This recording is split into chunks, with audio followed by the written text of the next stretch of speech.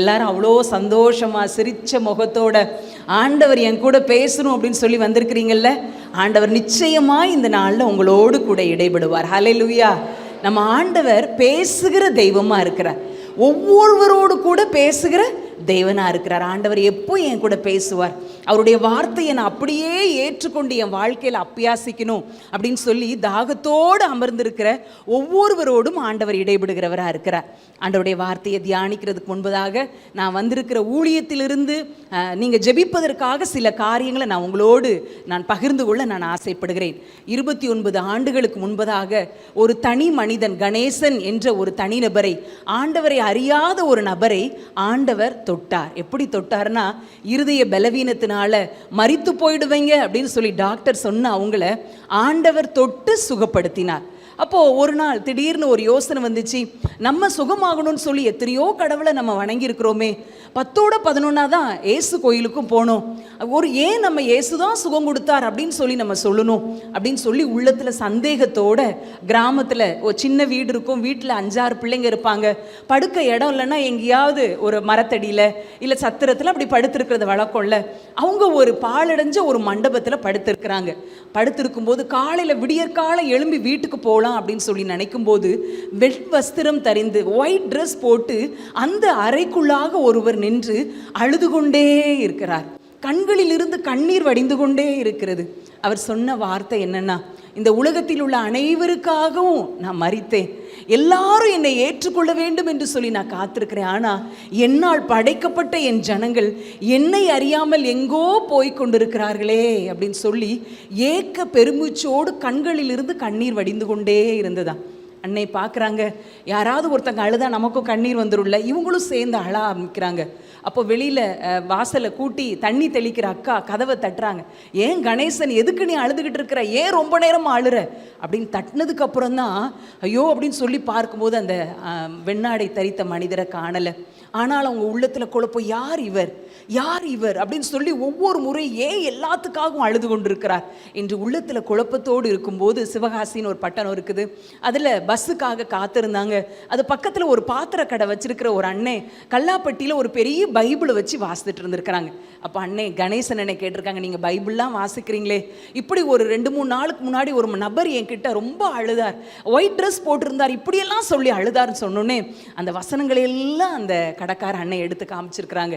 நீங்கள் பார்த்தவர் ஒரு மனிதர் அல்ல, அவர்தான் இயேசு கிறிஸ்து. நீங்கள் உங்களுக்கு சுகம் கொடுத்ததை சந்தேகப்பட்டதுனால எப்படி சந்தேகப்பட்ட தோமாவுக்கு நேரில் வந்தாரோ அதே போல் உங்களுக்கு நேரில் தரிசனம் ஆயிருக்கிறார் அப்படின்னு சொல்லி அந்த விளக்கத்தை அவங்க கொடுத்தாங்களாம். அந்த நாள் முதற்கொண்டு கணேசன் அண்ணே எங்கெல்லாம் பெரிய திரள் கூட்ட ஜனங்களை பார்க்குறாங்களோ, பஜாரில் சந்தை வெளியில் எங்கெல்லாம் மக்கள் கூட்டத்தை பார்க்குறாங்களோ அப்போதெல்லாம் அழுகிற அந்த ஆண்டவருடைய சத்தம் கேட்க ஆரம்பிக்குமா. ஐயோ, என்னால் படைக்கப்பட்ட ஜனங்கள் என்னை அறியாமல் எங்கோ சென்று கொண்டிருக்கிறார்களே, இந்த அழுகிற சத்தத்தை கேட்டு சொன்னாங்களே, ஏசப்பா நான் என்ன செய்யணும், நீங்கள் அழாமல் இருக்கணும், நான் என்ன செய்யணும், நான் ஒவ்வொரு கிராமமாக போகிறேன், ஒவ்வொரு தெருவாக போய் கதவை தட்டி இயேசு நல்லவர், உங்களுக்காக அழுது கொண்டிருக்கிறார், எனக்கு சுகம் கொடுத்தவர் உங்களுக்கும் செய்வார், எனக்கு தெரிஞ்சதை சொல்கிறேன்னு சொல்லி ஆரம்பிக்கப்பட்டது தான் இந்த கிராம மிஷினரி இயக்க ஊழியம். அப்போ உங்கள்கிட்ட முழு வேதாகமும் கிடையாது, எப்படி ஜெபிக்கணும்னு தெரியாது, காலில் போடுறதுக்கு செருப்பு கூட கிடையாது. எளிமையான முறையில் ஆரம்பிக்கப்பட்ட அந்த ஊழியத்தை ஆண்டவர் 29 ஆண்டுகளாய் இன்றைக்கு இந்தியாவில் 8 மாநிலங்களில் 1200 ஊழியர்களோடு ஊழியம் செய்யும்படி உதவி செய்திருக்கிறார். ஹல்லேலூயா. நம்முடைய வாழ்க்கையின் ஆரம்பம் அற்பமாக இருக்கலாம், சிறுமையும் எளிமையுமாய் இருக்கலாம். ஆண்டவரே, சிறுமையும் எளிமையுமான என்ன நீங்கள் நினைத்தரில் இருக்கீங்களப்பா நம்ம சொல்லலாம். அப்படிப்பட்ட ஒரு சூழ்நிலையில் நம்ம இருக்கலாம். தேவன் ஒரு மனிதனை தொடுவார் என்றால், தேவனுடைய பார்வையில் ஒரு மனிதன் படுவான் என்றால் அவனை உலகத்தை கலக்குகிறவராய் மாற்றி விடுவார். பணம் தேவையில்லை, ஃபேமிலி பேக்ரவுண்ட் தேவையில்லை, ஒரு கிறிஸ்தவர் கூட அல்லாத ஒரு நபரை தேவன் குக்கிராமங்களை இந்த நாளில் பயன்படுத்தி வர்றாங்க. அவர்களோடு இணைந்து நாங்கள் குடும்பமாக 20 ஆண்டுகளாக ஆண்டவருடைய கிருபையில் மிஷினரி ஊழியத்தை செய்ய ஆண்டவர் உதவி செஞ்சுருக்கிறார். எங்கள் ஊழியத்தில் தாய் தகப்பன் இல்லாத பிள்ளைகள் உண்டு. கிராமங்களுக்கு மிஷினரி ஊழியத்துக்கு போகும்போது இந்த பிள்ளைக்கு அம்மாவும் இல்லை அப்பாவும் இல்லை, பாம்பு கடிச்சு அம்மாவும் செத்து போயிட்டாங்க, உங்களை என்ன செய்ய அப்படின்னு சொல்லி கேட்பாங்க. எங்கள் மிஷினரி அங்கேருந்து ஃபோன் அடிப்பாங்க, கூட்டிகிட்டு வாங்க, நம்மளால் இயன்றதை அவங்களுக்கு செய்வோம். ஒரு பொண்ணு சர்ச்சு வாசலில் ஒரு 40 நாள் ஆன ஒரு குட்டி பிள்ளையை போட்டிருந்தாங்க. அம்மா டெலிவரியில் இறந்துட்டாங்க, அப்பா மனநலம் பாதிக்கப்பட்டவர், அந்த பிள்ளை என்ன செய்ய கொண்டு வாங்க. இப்படி தாய் தகப்பன் இல்லாத பிள்ளைகள் எங்களிடத்துல உண்டு. பிள்ளைகளால் கைவிடப்பட்ட பெற்றோர்கள் எங்களிடத்துல உண்டு. இன்னும் வீட்டில் ரொம்ப குறும்பு பண்ணுறான், சேட்டை பண்ணுறான், ஊழியத்துக்காவது கூட்டு போங்க அப்படின்னு சொல்லி கூட்டிட்டு போன ஒரு சின்ன கூட்டம் தான் நாங்கள் விருதுநகர், மதுரைக்கு அருகில் இருக்கிற விருதுநகர்லேருந்து ஊழியம் செய்கிறோம். எப்பொழுதும் ஊழியர் கூட்டம் என்று வாரத்துக்கு ஒரு முறை நடக்கும். அப்பொழுதெல்லாம் அன்னை சொல்றது உண்டு, டேவிட் கணேசன் அன்னை சொல்லுவாங்க, எப்படி அன்றைக்கு தாவீதோடு முறுமுறுக்கிறவங்க, தள்ளப்பட்டவங்க, ஒதுக்கப்பட்டவங்க, ஆகாதுன்னு சொன்னவங்கெல்லாம் அதுலாம் அப்படிங்கிற ஒரு குகையில் இருந்தாங்களாம். கடைசியில் அந்த 300 பேரையும் ஆண்டவர் எப்படி மாத்தினாரான்னா யுத்த வீரர்களா மாத்திட்டாங்களா. ஹல்லேலூயா. யுத்த வீரர்களாக மாத்துறது மாதிரி தான் இன்றைக்கு இந்த விஎம்எம்ங்கிற ஊழியத்தில் தள்ளப்பட்டு வேண்டான்னு சொன்னவங்களை கொண்டு தேவன் உலகத்தை கலக்க முடியும். ஹல்லேலூயா. இன்னைக்கு உங்களுடைய வாழ்க்கையும் தள்ளப்பட்ட ஒரு சூழ்நிலையில் இருக்கா, கைவிடப்பட்ட ஒரு சூழ்நிலையில் இருக்கா? உண்மையா ஆண்டவருடைய அடைக்கலத்துக்குள்ள நம்ம வந்துட்டோம் அப்படின்னு சொன்னா யுத்த வீரர்களா நம்மளை மாற்றுவா. குடும்பத்தில் யுத்தம் செய்கிற, தேவனுக்காக நம்முடைய குடும்பத்துக்காக பரிந்து பேசுக யுத்தம் செய்கிற ஒரு ஜெப வீராங்கனையா அவங்கள மாற்றுவார் அப்படிங்கிறதுல சந்தேகம் இல்லவே இல்லை. தொடர்ந்து எங்கள் ஊழியங்களுக்காக ஜெபியுங்க. ஆண்டவர் முதல்ல பொதுவான ஊழியமாக ஆரம்பிக்கப்பட்டுச்சு. அப்போது நிறைய பேருக்கு ஆண்டவர் அற்புத அடையாளங்களை செஞ்சார். வாங்களே சர்ச்சுக்கு வாங்களே ஞாயிற்றுக்கிழமைன்னு சொல்லும்போது, ஐயோ நாங்கள் ஆலயத்துக்கெல்லாம் வந்தோன்னா எங்கள் பிள்ளைங்களுக்கு கல்யாணம் நடக்காது, எங்களை ஊரை விட்டு ஒதுக்கி வச்சுருவாங்கயான்னு சொல்லி பெரியவங்க தள்ளி நிற்கும்போது ஒரு எளிமையான தரிசனத்தை ஆண்டவர் காண்பித்தார். அது என்னன்னா, ஒரு கிராமத்தில் ஒரு ஆடும் ஒரு குட்டியும் இருக்குது. ஒருத்தர் தன்னுக்கு அந்த ரெண்டையும் சொந்தமாக்கி கொள்ளணும்னு நினைக்கிறாருன்னா முதல்ல ஆடை போய் பிடிச்சாருன்னா ஆடு முட்டு முறைக்கும் வராது. ஆனால் அந்த ஆட்டுக்குட்டியை தன்னோட தோள் மேலே தூக்கி போட்டு நடந்தாருன்னா ஆடு பின்னாடி நடந்து வரும். இந்த எளிய தரிசனத்தை காண்பித்து என் ஆட்டுக்குட்டிகளை மேய்ப்பாயாக அப்படிங்கிற ஒரு தரிசனத்தை கொடுத்தாங்க. அதன்படி நாங்கள் சிறுவர்கள் மற்றும் வாலிபர்கள் மத்தியில் நாங்கள் ஊழியம் செஞ்சுட்டு வர்றோம். சிறுவர் முகாம்கள் தாலுக்காக்கள் தோறும் மாதந்தோறும் சிறுவர் முகாம்களை நாங்கள் நடத்துறது உண்டு. இன்னும் வாலிபர்களுக்கான முகாம்களை நடத்துறது உண்டு. இந்த வர்ற ஆகஸ்ட் 15ஆம் தேதி திருச்சியில் இருக்கிற மொராய் சிட்டி அப்படிங்கிற வளாகத்தில் வச்சு 1,20,000 வாலிபர்களுக்காக ஒரு வாலிபர் முகாம் நடத்த போகிறோம். அது என்ன 1,20,000 வாலிபர்கள்? எங்கேயாவது இந்த நம்பரை கேள்விப்பட்டிருக்கிறோமா, வாசித்திருக்கிறோமா? யோனா புஸ்தகத்தில் வாசித்திருக்கோம் இல்லை? வலது கைக்கும் இடது கைக்கும் வித்தியாசம் தெரியாத 1,20,000 பேருக்காக நான் பரிதபியாமல் இருப்பேனோ அப்படின்னு சொன்ன ஆண்டவர் அடுத்த தலைமுறை கிறிஸ்தவ பிள்ளைகளை, அடுத்த தலைமுறை ஊழியர்களை, மிஷினரிகளை, சபைக்கான தூண்களை நம்ம எழுப்பணும்னு சொன்னால் வாலிபர்கள் சிறு பிள்ளைகளை சந்திக்கணும் அப்படிங்கிற பாரத்தை கொடுத்துருக்குறாங்க. அதற்கான ஒரு ப்ரேயர் கார்டு, ஜெப அட்டையை நாங்கள் கொண்டு வந்திருக்கிறோம். இந்த முகாம் முடிஞ்சோடனே நீங்கள் எல்லாம் வாங்கி உங்கள் பைபிளில் வச்சு ஆகஸ்ட் 15ஆம் தேதி வரைக்கும், ஆண்டவரே இந்த முகாமில் நீங்கள் பிரத்யட்சமாக இறங்கி வாங்க, உங்கள் வல்லமை இறங்கி வரட்டும், உங்கள் பிரசன்னம் இறங்கி வரட்டும். எவ்வளோ முயற்சிகள் செய்யலாம், லட்சங்களை செலவழிக்கலாம், எவ்வளோ பிரயாசப்பட்டு கிராமங்களில் போய் வாலிபர்கள் அழைக்கலாம். ஆனால் தேவ பிரசன்னம் இல்லைன்னு சொன்னால் வெறுமப்பா. நீங்கள் இறங்கி வந்துருங்க. இந்த முகாமில் பேசுகிற மோகன் சிலாசரஸ் அண்ணனையும் டேவிட் கணேசன் அண்ணனையும் பயன்படுத்திருங்க. இந்த சின்ன கூட்டம் படுகிற பிரயாசத்தில் உங்கள் நாம மகிமைப்படட்டும். நீங்கள் ஒவ்வொரு நாளும் நீங்கள் எங்களுக்காக ஜெபிக்கும் போது தேவன் பெரிய காரியங்களை நிச்சயமாய் செய்வார் என்பதில் சந்தேகம் இல்லவே இல்லை. ஹல்லேலூயா, ஹல்லேலூயா. ஆண்டவர் அப்படியே சின்னவன் 1000 சிறியவன் பலத்த ஜாதியுமாவான் என்ற வசனத்தின்படி எங்களுக்கு கொடுத்த முக்கியமான தரிசனம், இந்தியா முழுவதிலும் 1,00,000 கிராமங்களை சந்திக்கணும், 7,000 மிஷினரிகளை உருவாக்கணும். இந்த தரிசனத்தை வைத்து ஓடுகிற எங்களுக்காக வேண்டிக் கொள்ளுங்கள். அப்போஸ்தலனாகிய பவுல் தன்னால் உருவாக்கப்பட்ட சபைகள் ஒரு நிருபத்தை எழுதி முடிக்கும் போது, வாழ்த்தும் போது அவர் எழுதுவார், எங்களுக்காக வேண்டிக் கொள்ளுங்கள். அந்த டோன் எப்படி இருக்கும் அப்படின்னு சொல்லி இமேஜின் பண்ணி அதை நம்ம வாசித்தோம்னா ஒரு பெக் பண்ணுற மாதிரி ஒரு தாழ்மையோட எங்களுக்காக வேண்டிக் கொள்ளுங்கள். இன்றைக்கு உங்கள் முன்னாடி நிற்கிற ஒரு மிஷினரியா, உங்களை விட வயதில் குறைந்தவளாக நான் இருக்கலாம், ஒரு மிஷினரியா நான் உங்கள்கிட்ட நாங்கள் கேட்குற காரியங்களுக்காக ஜெபியுங்கள். இந்தியாவில் உள்ள, தமிழ்நாட்டில் உள்ள சின்ன சின்ன கிராமங்கள், இன்னும் எதிர்ப்புகள் அதிகம் இருக்கிற கிராமங்கள், எல்லா இடத்துலையும் போகும்போது தேவன் எங்களோடு கூட இருந்து அவருடைய ஊழியத்தை செய்ய வைக்கணும். கிராமங்களுக்கு போகும்பொழுதெல்லாம் எத்தனையோ பிரச்சனைகளை சந்திக்கிறது உண்டு, அடிகளை சந்திக்கிறது உண்டு. ஆனாலும் அடுத்த வாரம் அடிப்பட்ட ஒரு அம்மா போன வாரம் தானம்மா இப்படி பிரச்சனை, அடுத்த வாரம் ஊழியத்துக்கு போது சந்தோஷமா பேகை போட்டுட்டு ரெடியாக இருப்பாங்க. அப்படிப்பட்ட கிருபைகளை ஆண்டவர் கொடுத்திருக்கிறார். தேவனுக்காக ஊழியம் செய்கிறவங்களுக்காக நீங்கள் ஜெபியுங்கள், தேவன் பெரிய காரியங்களை செய்வார். இப்பொழுதும் ஒரு நிமிடம் கண்களை மூடி, ஆண்டவரே என் கூட பேசுங்க, என் கூட பேசுங்கப்பா, உங்கள் சத்தத்தை கேட்க நான் வந்திருக்கிறேன்னு சொல்கிறவங்க எல்லாம் ஆண்டவர்கிட்ட கேட்போமா? என்னோடு பேசும் ஆண்டவரே, உங்கள் வார்த்தையை நான் கேட்க வந்திருக்கிறேன். நீங்கள் பேசுங்க.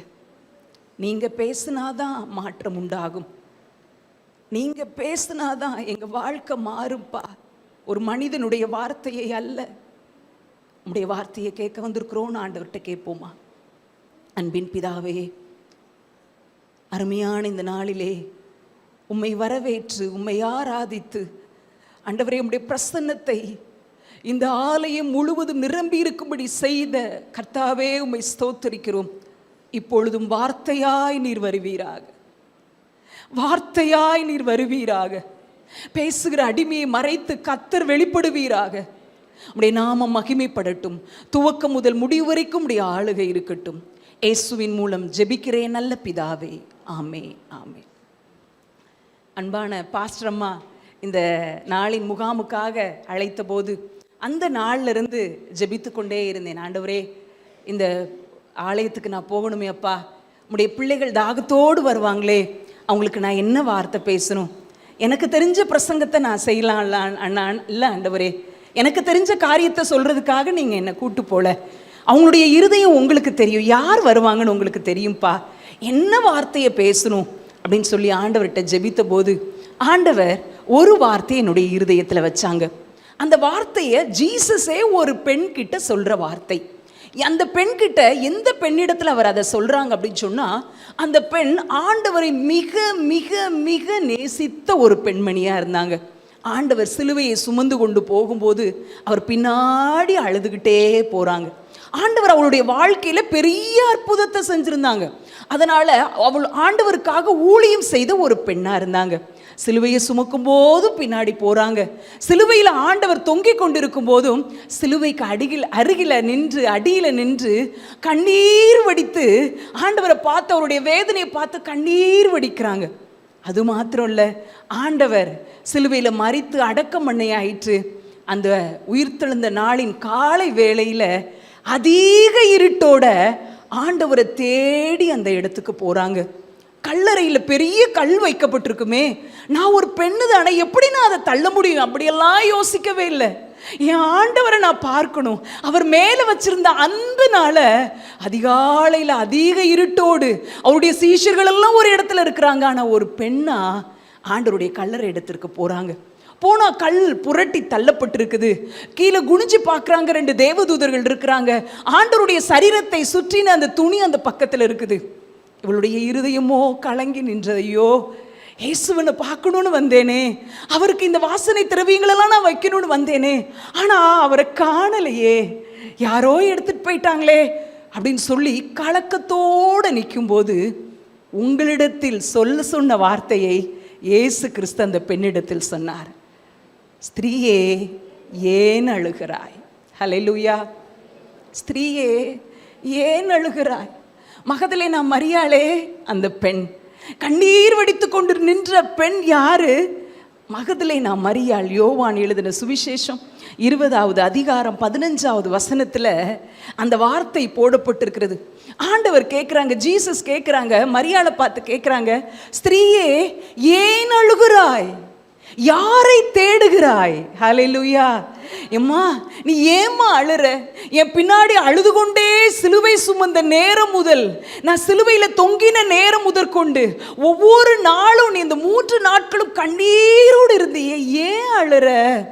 உன் கண்ணீருக்கான பதில் எங்கேயோ இல்லை, உன் பக்கத்தில் தான் நான் நிற்கிறேன். ஹல்லேலூயா. கரங்களை தட்டி ஆண்டவரை மகிமைப்படுத்தலாமா? ஸ்திரீயே, நீ அழுது கொண்டிருக்கிறியே, உன் கண்ணு யாரையோ தேடிக்கொண்டே இருக்கிறதே, யாரை தேடுகிறாய்?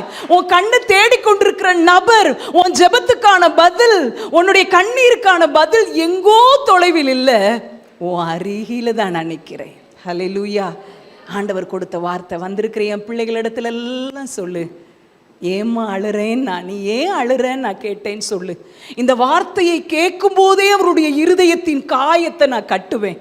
இந்த வார்த்தை அவர்கள் நீ பேசும்பொழுதே அவருடைய இருதயத்தின் ரணமாயிருக்கிற காயங்கள் கட்டப்படும், அவங்க வாழ்க்கை கட்டப்படும்னு சொல்லி ஆண்டவர் சொல்லி அனுப்பியிருக்கிறாங்க. தொடர்ந்து இதற்காக ஜெபித்து கொண்டே இருந்தபோது ஆண்டவர் கொடுத்த வார்த்தை, யாரெல்லாம் என் வாழ்க்கை முடிஞ்சிருச்சு, என்னுடைய வாழ்க்கை, என் குடும்பம், என் பிள்ளைகளுடைய வாழ்க்கை முடிஞ்சிருச்சு, என் வாழ்க்கைங்கிற வண்டி நின்றுச்சு, ஏதோ நான் வாழ்ந்து கொண்டிருக்கிறாங்கன்னா இன்றைய நாளில் அவங்களுடைய வாழ்க்கையை நான் ரீஸ்டார்ட் பண்ணுகிறேன், மீண்டும் துவங்க விரும்புகிறேன். அவர்களிடத்தில் என்னுடைய ஆவியை ஊற்றி அவர்களை புதுப்பித்து இன்னும் ஜெப ஆவியை இன்னும் அவர்களுக்குள்ளாக ஊற்றி நம்பிக்கை நாயகனாகிய இயேசுவை காண்டுகொள்ளும்படி ரீஸ்டார்ட் பண்ண விரும்புகிறேன். ஹல்லேலூயா. ஆண்டவர் நம்முடைய வாழ்க்கையை புதியதாய் துவக்க வல்லமையுள்ள தேவனாய் இருக்கிறார். புதிய துவக்கத்தை தர வல்லமை உள்ளவர். உங்களுடைய பிள்ளைகளுடைய வாழ்க்கையில் இவ்வளவுதான், இனிமே மாறுறதுக்கு வாய்ப்பே இல்லை. என் கணவருக்கு இவ்வளோ சொல்லியாச்சு, இனி மாற வாய்ப்பு இல்லை. Full stop வச்சிட்டிங்களா? போலீஸ் ஸ்டேஷனில் சில கேஸ் எல்லாம் என்ன செய்வாங்களா, ஃபைல் என்ன செஞ்சாச்சா, க்ளோஸ் பண்ணியாச்சு அப்படின்னு சொல்லி அந்த ஃபைல் அடித்தா என்ன வரும், புகையா வரும். அப்படி ஃபைலை க்ளோஸ் பண்ண காரியம் உங்கள் குடும்பத்தில் இருக்குதா? எந்த காரியத்தை ஃபைலை க்ளோஸ் பண்ணீங்க? ஜீசஸ் இன்னைக்கு அந்த சீட்டில் உட்கார்றார், அந்த ஃபைலை திருப்புறாரு. எதெல்லாம் நடக்காதுன்னு நினைக்கிறீங்களோ, எந்த காரியெல்லாம் முற்றுப்புள்ளி வைத்தாயிடுச்சு நினைக்கிறீங்களோ, அந்த காரியத்தில் புது துவக்கத்தை துவங்க தேவன் வல்லவர். ஹல்லேலூயா. ஆமென் என்று சொல்லுவோமா?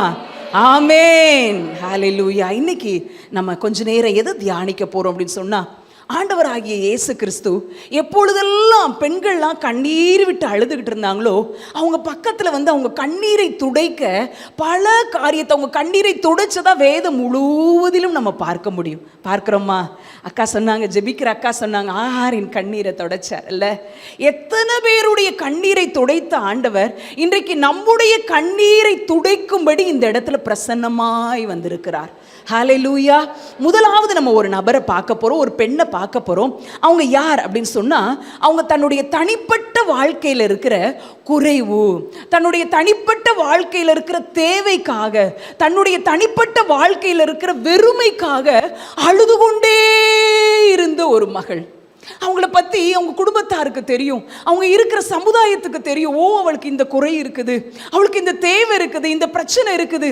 தனிப்பட்ட வாழ்க்கையில் இருந்த பிரச்சனையினால 4 சுவற்றுக்குள்ளாக வருடக்கணக்காக அழுது அழுது அழுது கொண்டே இருந்த ஒரு பெண். ஒருவேளை அந்த பக்கத்தை நான் திறக்கும் போதெல்லாம் எப்படி நினைப்பேன் அப்படின்னு சொன்னால், அந்த பக்கமே ஈரமாக இருக்கிறத போல நினைப்பேன். அதுதான் 1 சாமுவேல் 1ஆம் அதிகாரம்.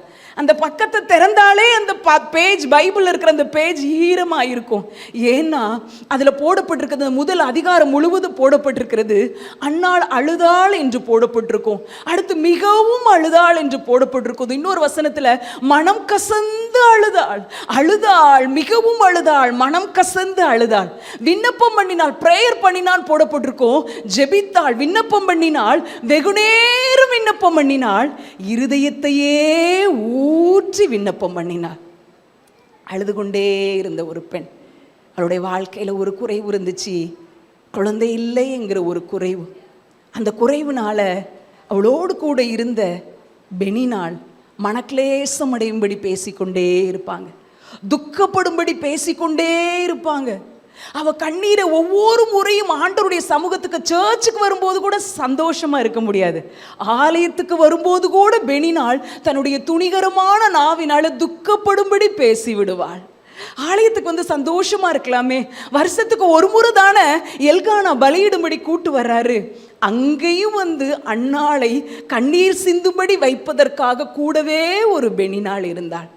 ஆனாலும் வேதம் முழுவதிலும், அந்த அதிகாரம் முழுவதிலும் பார்க்க முடியுது, எல்கானா கிட்டையோ அல்லது பெனினாள் கிட்டையோ ஏன் இப்படி பேசுற அப்படின்னு சொல்லி ஒரு வார்த்தையும் வாய் திறந்து சொல்லாத ஒரு பெண்ணாள் இந்த அன்னாள் காணப்படுறதுனால தான் இன்னைக்கு இவ்வளோ திரள் பெண்கள் கூடியிருக்கும் போது அவங்க பேசப்படுகிற ஒரு பெண்ணாக இருக்கிறாங்க. ஹல்லேலூயா.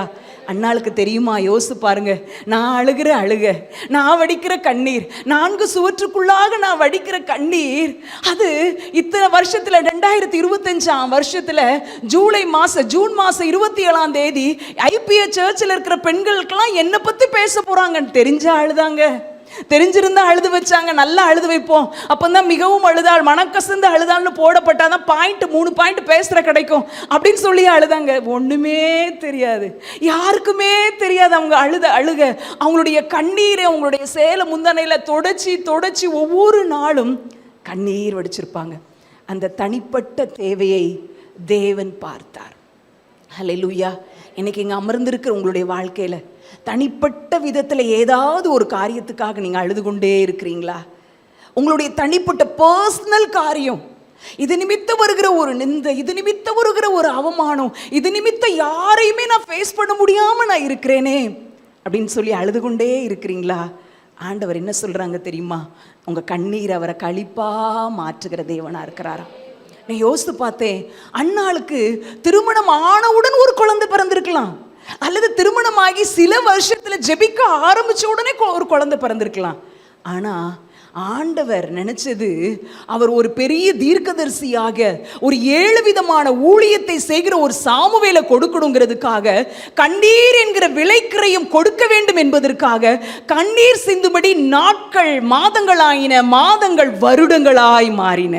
இன்னைக்கு வருஷ கணக்கா நான் கண்ணீர் வடிக்கிறேன்னு நினைக்கிறீங்களா? நான் சொல்றேங்க, எந்த காரியத்துக்காக நீங்க வருஷ கணக்கா கண்ணீர் வடிக்கிறீங்களோ அந்த காரியத்துக்கான பதில் வரும்போது அந்த பதிலை யாராலும் அசைக்கவே முடியாது. அவ்வளவு ஒரு பெரிய பதிலை தேவன் தருவார், அவ்வளவு பெரிய காரியத்தை தேவன் உங்க வாழ்க்கையில செய்வார். ஐயோ, இந்த பெனிநாள் இல்லாம இருந்தா நல்லா இருந்திருக்குமே, இந்த முள்ளு மட்டும் குத்தாம இருந்தா நல்லா இருக்குமே, எல்கானா எவ்வளோ நல்ல மனுஷரா இருக்கிறாரு. அவருக்கு சொல்றாரு, அண்ணாளே ஏன் அழுற, ஏன் சாப்பிடாது இருக்கிற, 10 பிள்ளைய காட்டிலும் நான் மேல் தானே உனக்கு, ஏன்பா அழுறன்னு சொல்றாரு. ஆனால் அதை வாசிச்சுட்டு நான் அடுத்தடுத்த வசங்களை வாசிக்கும் போது தான் தெரியுது, அது வரைக்கும் அழுது அண்ணாள் எல்கானா சொல்லி கண்ணீர் துடைக்கப்படலை, அதுக்கப்புறம் தான் போடப்பட்டிருக்குது அவள் மிகவும் அழுதாள், மனக்கசந்து அழுதாள். ஒன்று மட்டும் ஞாபகம் வச்சுக்கோங்க, எந்த மனிதனும் நம்முடைய கண்ணீரை நிரந்தரமாய் துடைக்கவே முடியாது. அது எல்கானா போன்ற கணவராய் கூட இருக்கலாம். அன்னாளுக்கு தெரியும், எல்கானா உண்மையான அன்பு வைக்கிறவர் தான், என் கண்ணீரை துடைக்கிறதுக்கு அவ்வளோ பிரயாசப்படுறவர் தான். எப்படி பேசுறாருங்க, 10 பிள்ளைய பெற்றிருந்தா கூட இவ்வளவு சந்தோஷம் இருக்குமா, நான் அதை காட்டிலும் மேலுங்கிறாரு. ஆனாலும் எல்கானாவின் வார்த்தையினால் அன்னாள் திருப்தியாகவே இல்லை. எனக்கு பதில் என் தேவனிடத்திலிருந்து கிடைக்க வேண்டும், எனக்கு பதில் வானத்தையும் பூமியை உண்டாக்கின கர்த்தரிடத்திலிருந்து கிடைக்க வேண்டும் என்று சொல்லி ஜெபித்து கொண்டே இருந்து ஜெபத்திற்கான பதிலை பெற்றுக்கொண்டார். இன்னைக்கு தனிப்பட்ட வாழ்க்கையில் குறைவோடு இருக்கும்போது சில நேரத்தில் அது கூட ஒருத்தருடைய ஆறுதலான வார்த்தைகள் நம்மளை கொஞ்சம் மூவ் பண்ண ஆரம்பிச்சிருவோம். ஆனால் ஆண்டவர், அண்ணாளே நான் ஒரு சாமுவேல்ங்கிற ஒரு பிள்ளையை கொடுக்கறதுக்கு நீ இன்னும் உன்னுடைய கண்ணீரை விலைக்கரையமாக்கணும், உன்னுடைய துருத்தி நான் ஒரு பெரிய துருத்தியாக வச்சிருக்கிறேன், உன் துருத்தி நிறையப்படணும்னா அதுக்கு பெனிநாள் மாதிரி ஒரு ஆள் உன்னை குத்திட்டே இருக்கணும்னு சொல்லி ஆண்டவர் பெனிநாளை போல ஒரு மனுஷரை வச்சிட்டார். ஆனாலும் பாருங்க, அவள் இருந்தாலும் அன்னாள் தெய்வீக சுபாவத்தை வெளிப்படுத்தி கொண்டே இருந்தாள். இன்றைக்கு ஆண்டவர் உங்களிடத்தில் சொல்லும்படி சொன்ன வார்த்தை, நீங்க ஜெபிக்கிறவங்கிறது உங்களுடைய சுபாவத்தில் வெளிப்பட வேண்டும். ஹல்லேலூயா. நீங்க கண்ணீர் வடிச்சு ஜெபிக்கிறவங்கிறது எதுல வெளிப்படணும்? சுபாவத்தில் வெளிப்படணும். கடினமான சூழ்நிலையா இருக்கலாம், வாழ்க்கையில ரொம்ப பிரச்சனையை அனுபவிக்கிற ஒரு கண்ணீரின் பாதையில நீங்க போய்கொண்டிருந்தாலும் உங்க சுபாவம் தெய்வீக சுபாவமாய் இருந்து கொண்டே இருக்க வேண்டும். பிரச்சனையா இருக்குது, பெனிநாள் கிட்ட சண்டை போட்டிருக்கலாம், பெனிநாள்கிட்ட என்ன பார்த்து கேட்டியா, உன்னை காட்டில என்னைய தானே எத்தனை மடங்கு நேசிக்கிறார், உனக்கு கிடைச்சதை காட்டில எனக்கு டபுள் பார்த்தியா, உனக்கு ஒரு சாரி எனக்கு 2 சாரி தெரியுமா, சொல்றதுக்கு வார்த்தையாங்க எல்லாம் இருந்திருக்கும். ஆனா மாம்ச பிரகாரமா அவ வீட்டில் இருக்கிற யாரு கூடையும் மாம்சீகமா அவர் போராடவே இல்லை. இன்னைக்கு கண்ணீர் வடித்து கொண்டிருக்கிற உங்களோடு ஆண்டவர் சொல்லுகிறார், மகளே நீ மாம்சத்தின்படி உன் குடும்பத்தில் இருக்கிறவங்களோடு நீ போராடாத. உன்னுடைய வாழ்க்கை கடினம் தான், இந்த கண்ணீரின் சூழ்நிலை கடினம் தான், ஆனா அதுலயும் நீ என்னுடைய சுபாவத்தை நீ இழந்து விடாத. அன்னாள் அமைதியா இருந்தாள். அவள் அமைதியா இருந்தது நிமித்தம் பரலோகம் அவளுக்காக பேசியது. ஹல்லேலூயா. நம்முடைய காரியத்துக்காக பேச முந்தி கொண்டோம் என்றால் பரலோகம் நமக்காக பேச பிந்தி கொள்ளும். நம்ம காரியத்துக்காக பேச, நம்முடைய நியாயத்துக்காக பேச பிந்தி கொண்டோம் என்றால் பரலோகம் நமக்காக பேசும். ஹல்லேலூயா, ஹல்லேலூயா. ஆண்டவர் இன்றைக்கு சொல்லுகிற காரியம், என்ன குறை உங்களிடத்தில் இருக்குது? ஒருவேளை ஐயோ அன்னாளுக்கு இருந்தது போல எனக்கு குழந்தை பாக்கியெல்லாம் இல்லாமல் இல்லையே, ஆண்டவர் குழந்தை பாக்கியத்தை கொடுத்துருக்கலாம். ஆனால் அந்த மலட்டுத்தன்மை மாறணும்னு அன்னாள் ஜெபித்தது போல நம்முடைய ஆவிக்குரிய மலட்டுத்தன்மை கூட நமக்கு இருக்கலாம். ஜெபிக்க முடியாத ஒரு மலட்டுத்தன்மை, ஐயோ கனிகளற்ற ஒரு கிறிஸ்தவ வாழ்க்கை, ஒரு ஃப்ரூட்ஃபுல் லைஃபே எனக்கு இல்லையே, ஏனோ என்று வாழ்ந்து கொண்டே இருக்கிற ஒரு கனிகளற்ற ஒரு கிறிஸ்தவ வாழ்க்கை வாழ்கிறேனே, என் ஆவிக்குரிய வாழ்க்கை மலட்டுத்தன்மையாக இருக்குதே அப்படின்னு சொல்லி நீங்கள் நினைக்கிறீங்களா? ஆண்டவர்கிட்ட அழுங்க. ஆண்டவர்கிட்ட அந்த அன்னாளை போல அழுது, ஆண்டவரே என் ஆவிக்குரிய மலட்டுத்தன்மை மாறணும்னு சொல்லும்போது கண்ணீரை துடைக்கிற ஆண்டவர் உங்களுடைய ஆவிக்குரிய வாழ்க்கையில் உங்களை பலவானா மாற்றுவார். இன்னொரு காரியம், நமக்கு ஒருவேளை அன்னாளை போல குழந்தை பாக்கியம் இல்லாமல் இருக்கலாம், நமக்கு ஆண்டவர் குழந்தை செல்வத்தை கொடுத்துருக்கலாம். ஆனால் இன்னும் ஒரு பாரம் நமக்கு வேணும். அது என்ன பாரம்? ஆண்டவரே நான் ஆவிக்குரிய பிள்ளைகளை பெற்றெடுக்கணுங்கிற பாரம் வேணும். ஆவிக்குரிய பிள்ளைகளை நீங்களும் நானும் பெற்றெடுக்க வேண்டும். ஆண்டவருக்குள்ள பிள்ளைகளை வழிநடத்தி கொண்டே இருக்க வேண்டும். ஆண்டவர்கிட்ட கேட்கணும், ஆண்டவரே நான் ஒருவரையாகிலும் ஆண்டவருக்குள்ள வழிநடத்த முடியலையே, என் சொந்த பிள்ளைகளை கூட நடத்த முடியாத ஒரு சூழ்நிலையில நான் இருக்கிறேனே அப்படின்னு சொல்லி ஆண்டவர்கிட்ட மன்றாடி விண்ணப்பம் செய்து கேட்கும்போது ஆண்டவர் நமக்கு அற்புதம் செய்ய வல்லமை உள்ளவராக இருக்கிறார். நான் என் குடும்பம் அப்படின்னு வாழ்கிற வாழ்க்கை மட்டும் கிறிஸ்தவ வாழ்க்கை இல்லை. ஆவிக்குரிய பிள்ளைகளை பெற்றெடுக்கணும். இந்த சபை யாரும் இல்லாத நேரத்தில் இந்த இடத்துல வந்திருக்குது. முதல் தலைமுறை கிறிஸ்தவர்களாய் இதில் இருக்கிற நிறைய பேர் முதல் தலைமுறை கிறிஸ்தவர்கள் தான். நம்ம ஒவ்வொருத்தரும் ஆவிக்குரிய பிள்ளைகளை பெற்றெடுக்கணும். அப்போதான் அடுத்த தலைமுறை இன்னும் இன்னும் ஆண்டவரை நேசிக்கிற ஒரு சந்ததி வரும். ஒவ்வொரு முறையும் ஆலயத்துக்கு வரும்போது பக்கத்து வீட்டில் இருக்கிறவங்களை கேட்டு பாருங்க, நீங்கள் வர்றீங்களா, இன்னைக்கு சர்ச்சுக்கு வந்து பாருங்களேன், உங்க கூட ஏசப்பா பேசுவாங்க. ஆவிக்குரிய பிள்ளைகளை பெற்றெடுப்பதற்கு ஒரு பாரம் நம்ம உள்ளத்துல வேணும். எப்படி ஒரு பிள்ளை இல்லைன்னா எவ்வளோ வேதனை ஒரு பெண்ணுடைய உள்ளத்துல இருக்குமோ, அதே பாரம் நான் ஆவிக்குரிய வாழ்க்கையில நான் ஆவிக்குரிய பிள்ளைகளை பெற்றெடுக்கணுமே, நான் நிறைய பேருக்கு ஆண்டவரை பற்றி சொல்லணுமேங்கிற பாரம் நமக்கு வேணும். ஆத்தும பாரமே இல்லாம அமர்ந்து கொண்டிருக்கிறோமா? ஆண்டவர் இந்த நாள்ல சொல்றார், ஆத்தும பாரத்தோடு வாழுகிற ஒரு வாழ்க்கை ஆண்டவர் எதிர்பார்க்கிறார். நான் பிள்ளைகளை பெற்றெடுக்கணும், ஆவிக்குரிய பிள்ளைகளை பெற்றெடுக்கணும். ஆண்டவருடைய சமூகத்தில் கேட்போம், ஆண்டவரே எனக்கு அப்படிப்பட்ட கிருபைகளை தாங்க, அப்படிப்பட்ட கிருபைகளை தாங்கன்னு சொல்லி ஆண்டவர்கிட்ட கேட்போம். ஒருவேளை உங்களுடைய தனிப்பட்ட வாழ்க்கையில் இருக்கிற குறைவுகள் நிமித்தம் அழுதுகிட்டே இருப்பீங்கன்னா ஆண்டவர் இன்றைக்கு ஒரு நல்ல செய்தியை சொல்கிறார். என்ன செய்தினா, எப்பொழுதெல்லாம் நம்முடைய குடும்பத்தின் பாரங்கள் அதிகமாகிக்கிட்டே இருக்குதோ, நம்ம கண்ணீர் வடிக்கக்கூடிய சூழ்நிலைகள் அதிகமாகி கொண்டே இருக்குதோ, அப்பொழுதெல்லாம் நம்முடைய ஆவிக்குரிய வாழ்க்கையை தேவன் உயர்த்தி கொண்டே இருப்பார். ஹல்லேலூயா. தராசு நம்ம பார்த்துருக்கோம்ல, தராசுல ஒரு பக்கத்துல பாரமான படிக்கல்ல வைக்க வைக்க வைக்க இன்னொரு தட்டு என்ன செஞ்சுட்டே போகும், உயர்ந்துகிட்டே போகும், மேலே ஏறிக்கிட்டே போகும். அதே மாதிரிதான் வாழ்க்கையின் பாரங்கள், வாழ்க்கையின் சூழ்நிலைகளினால, வாழ்க்கையில் இருக்கிற நம்முடைய தனிப்பட்ட வாழ்க்கையில் இருக்கிற குறைவுகளினால பாரங்கள் அதிகமாகி அதிகமாகி கண்ணீர் வடிக்கிற சூழ்நிலைகள் வந்து பாரத்தினால நீங்க உங்களுடைய இருதயம் தொய்ந்து போகும்போது தான் ஆவிக்குரிய வாழ்க்கை உயர்ந்து கொண்டே இருக்கும். அன்னாளுக்கு அப்படிதான் உயர்ந்து கொண்டே வந்தது. அவருடைய வாழ்க்கையின் பாரங்கள் அதிகமான போது அவருடைய கண்ணீர் ஜெபம் அதிகமானது. அவருடைய வாழ்க்கையில இன்னும் கிறிஸ்துவின் சுபாவத்தை வெளிப்படுத்துகிற காரியம் அதிகமானது. பெனினாள் அப்படின்னு சொன்னா என்ன அர்த்தமானா, முத்து அப்படின்னு அர்த்தமா, பேர்ல் அப்படின்னு அர்த்தமா. ஆனா பெனினாள் முத்தா மாறல, அன்னாள முத்தா மாற்றிட்டா. ஹல்லேலூயா, ஹல்லேலூயா. ஒருவேளை உங்க கூட இருக்கிறவங்க, ஐயோ இந்த முள்ளு இல்லாம இருந்தா நல்லா இருக்குமே, இந்த பிரச்சனை இல்லாம இருந்தா நல்லா இருக்குமே, இந்த நபர் இல்லாம இருந்தா நல்லா இருக்குமே, நான் நல்லா இருப்பேனே, என் ஆவிக்குரிய வாழ்க்கை நல்லா தான் போகுமே. நான் சொல்றேங்க, அந்த முள்ளு இல்லட்டா நீங்களும் நானும் ஜெபிக்கிறதுக்கு ஆண்டவர் சமூகத்துக்கு வர்றது ரொம்ப கஷ்டம். அந்த முள்ளு இல்லைன்னா முழங்கால் போட்ட உடனே என்ன ஞாபகம் வரும் தெரியுமா? ஐயோ பால் அடுப்பில் வச்சிருக்கிறோமே, அடுப்பில் பால் வச்சிருக்கிறோமே, பிள்ளை வர்ற நேரம் ஆயிட்டு, அவனுக்கு அதுக்குள்ளே ஒரு வடையை செஞ்சு வச்சிருக்கோமா ஸ்கூல்ல இருந்து. ஆனா எப்போ எல்லாம் ஒரு முள்ளை போல, ஒரு பெனினால போல ஒரு பிரச்சனையோ, ஒரு தேவையோ, ஒரு குறைவோ, ஏதோ ஒரு காரியம் குத்திட்டே இருந்துச்சுன்னா எப்படா ஆண்டவர் சமூகத்துக்கு போவோம்? எப்படா அந்த அரைக்கதவை மூடி ஆண்டவருடைய சமூகத்துக்கு வந்து கண்ணீர் வடிப்போம்? ஆண்டவர் இன்னைக்கு அந்த முள் என்னன்னு உங்களுக்கு ஞாபகப்படுத்துவார். அது பிரச்சனையாக இருக்கலாம், அது நபராக இருக்கலாம். அந்த நபர் நமக்கு எதிரியே கிடையாது. ஞாபகம் வச்சுக்கோங்க, இந்த உலகத்தில் உண்மையான கிறிஸ்தவர்களுக்கு மனிதர்கள் எதிரிகளே கிடையாது. எல்லாரையும் நேசிக்க ஆண்டவர் சொல்லியிருக்கிறார். பிசாசு சில நேரங்களில் மனிதர்கள் மூலமாக நம்மிடத்தில் கிரியை செய்வான். அந்த முள்ளா இருக்கிற காரியம் ஆண்டவர்கிட்ட உங்களை கிட்டி நெருங்கி சேர வைக்குதா? ஆண்டவர்கிட்ட கேளுங்க, ஆண்டவரே அன்னாளின் தனிப்பட்ட தேவையை நீங்கள் நிவர்த்தி செஞ்சீங்க. அவள் கேட்டது தன்னுடைய தனிப்பட்ட தேவை, தன்னுடைய நிந்தனை மாறணும்னு கேட்க ஆரம்பிச்சா. போக போக போக அவளுடைய ஜெபம் மாறியது. ஆண்டவரே எனக்காக இல்லை, உங்களுக்காக ஒரு பிள்ளையை கேட்க ஆரம்பிச்சா. கடைசியில் தேவன் கொடுத்தது.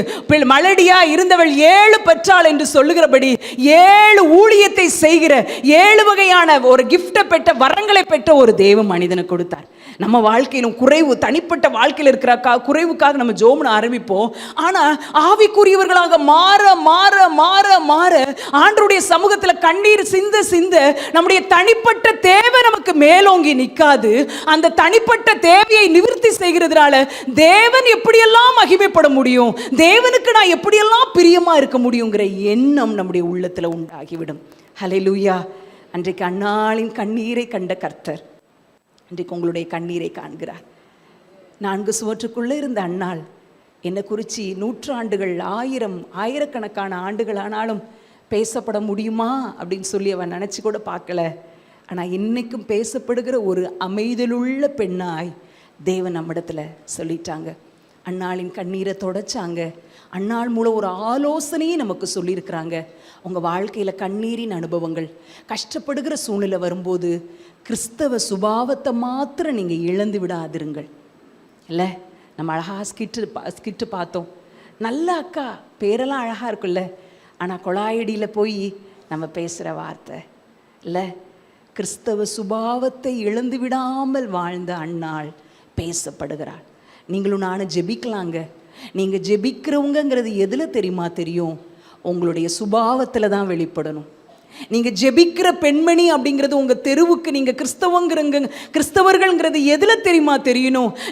நம்மளுடைய ஆடையிலையோ, நம்முடைய முகத்திலையோ, அல்லது நம்மளுடைய ஆக்டிவிட்டிலையோ இல்லைங்க, நம்முடைய கேரக்டரில், நம்ம சுபாவத்தில் தெரியணும். இன்னைக்கு ஆண்டவர் உங்களிடத்தில் சொல்லுகிற காரியம், மகளே, அன்னாள் அன்னைக்கு அவ சுபாவத்தை இழந்து விடவே இல்லை.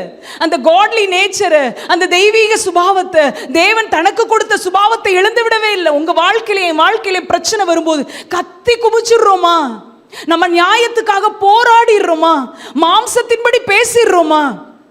ஆலயத்தில் இருக்கும்போது ஆவிக்குரியவர்களாய் வாழ்ந்துவிட்டு வீட்டுக்கு போன உடனே மாம்சத்துக்குரியவர்களாய் மாறி, மாம்சத்தின்படியே யோசித்து, மாம்சத்தின்படியே சிந்தித்து, மாம்சத்தின்படியே போராடி, மாம்சத்தின்படியே ஒரு வெற்றியையும் காண துடிக்கிறீர்களோ என்று ஆண்டவர் கேட்கிறார். ஆண்டவர் சொல்லுகிற காரியம், வாழ்க்கையில் இருக்கிற கண்ணீர், அதை நான் துடைக்கிறது எளிது மகளே. எதற்காக தெரியுமா அந்த கண்ணீரின் அனுபவம்? எதற்காக அந்த குறைவு தெரியுமா? எதற்காக அந்த வெறுமை தெரியுமா? நீ இன்னும் என்னுடைய சுபாவத்தில் முத்தை போல உருவாக வேண்டும் என்று தான். குணசாலியான ஸ்திரீ முத்துக்களை பார்க்கும் விலையேற பெற்றவள், குணசாலியாய் நீ மாற வேண்டும் என்று சொல்லி தான் ஆண்டவர் சொல்றார். இன்னைக்கு ஆண்டவர்கிட்ட கேட்ப, ஆண்டவர், என் கேரக்டர், என் சுபாவத்தை நான் இழந்திருக்கிறேன்ப்பா. பிரச்சனை வந்த உடனே நானே பிரச்சனையை தீர்க்கிறதுக்கு கத்தி இருக்கிறேன், குமிச்சிருக்கிறேன், அவங்ககிட்ட இவங்ககிட்ட ஃபோன் போட்டு பேசியிருக்கிறேன், தேவையில்லாத வார்த்தைகளை நான் விட்டுருக்கிறேன்ப்பா, மாம்சத்தின்படியே நான் பேசியிருக்கிறேன். இன்னைக்கு அன்னாள் மூலம் என்கிட்ட நீங்கள் பேசுகிறீங்க. உன் கண்ணீரை துடைக்கிறதுலாம் எனக்கு லேசான காரியம்மா.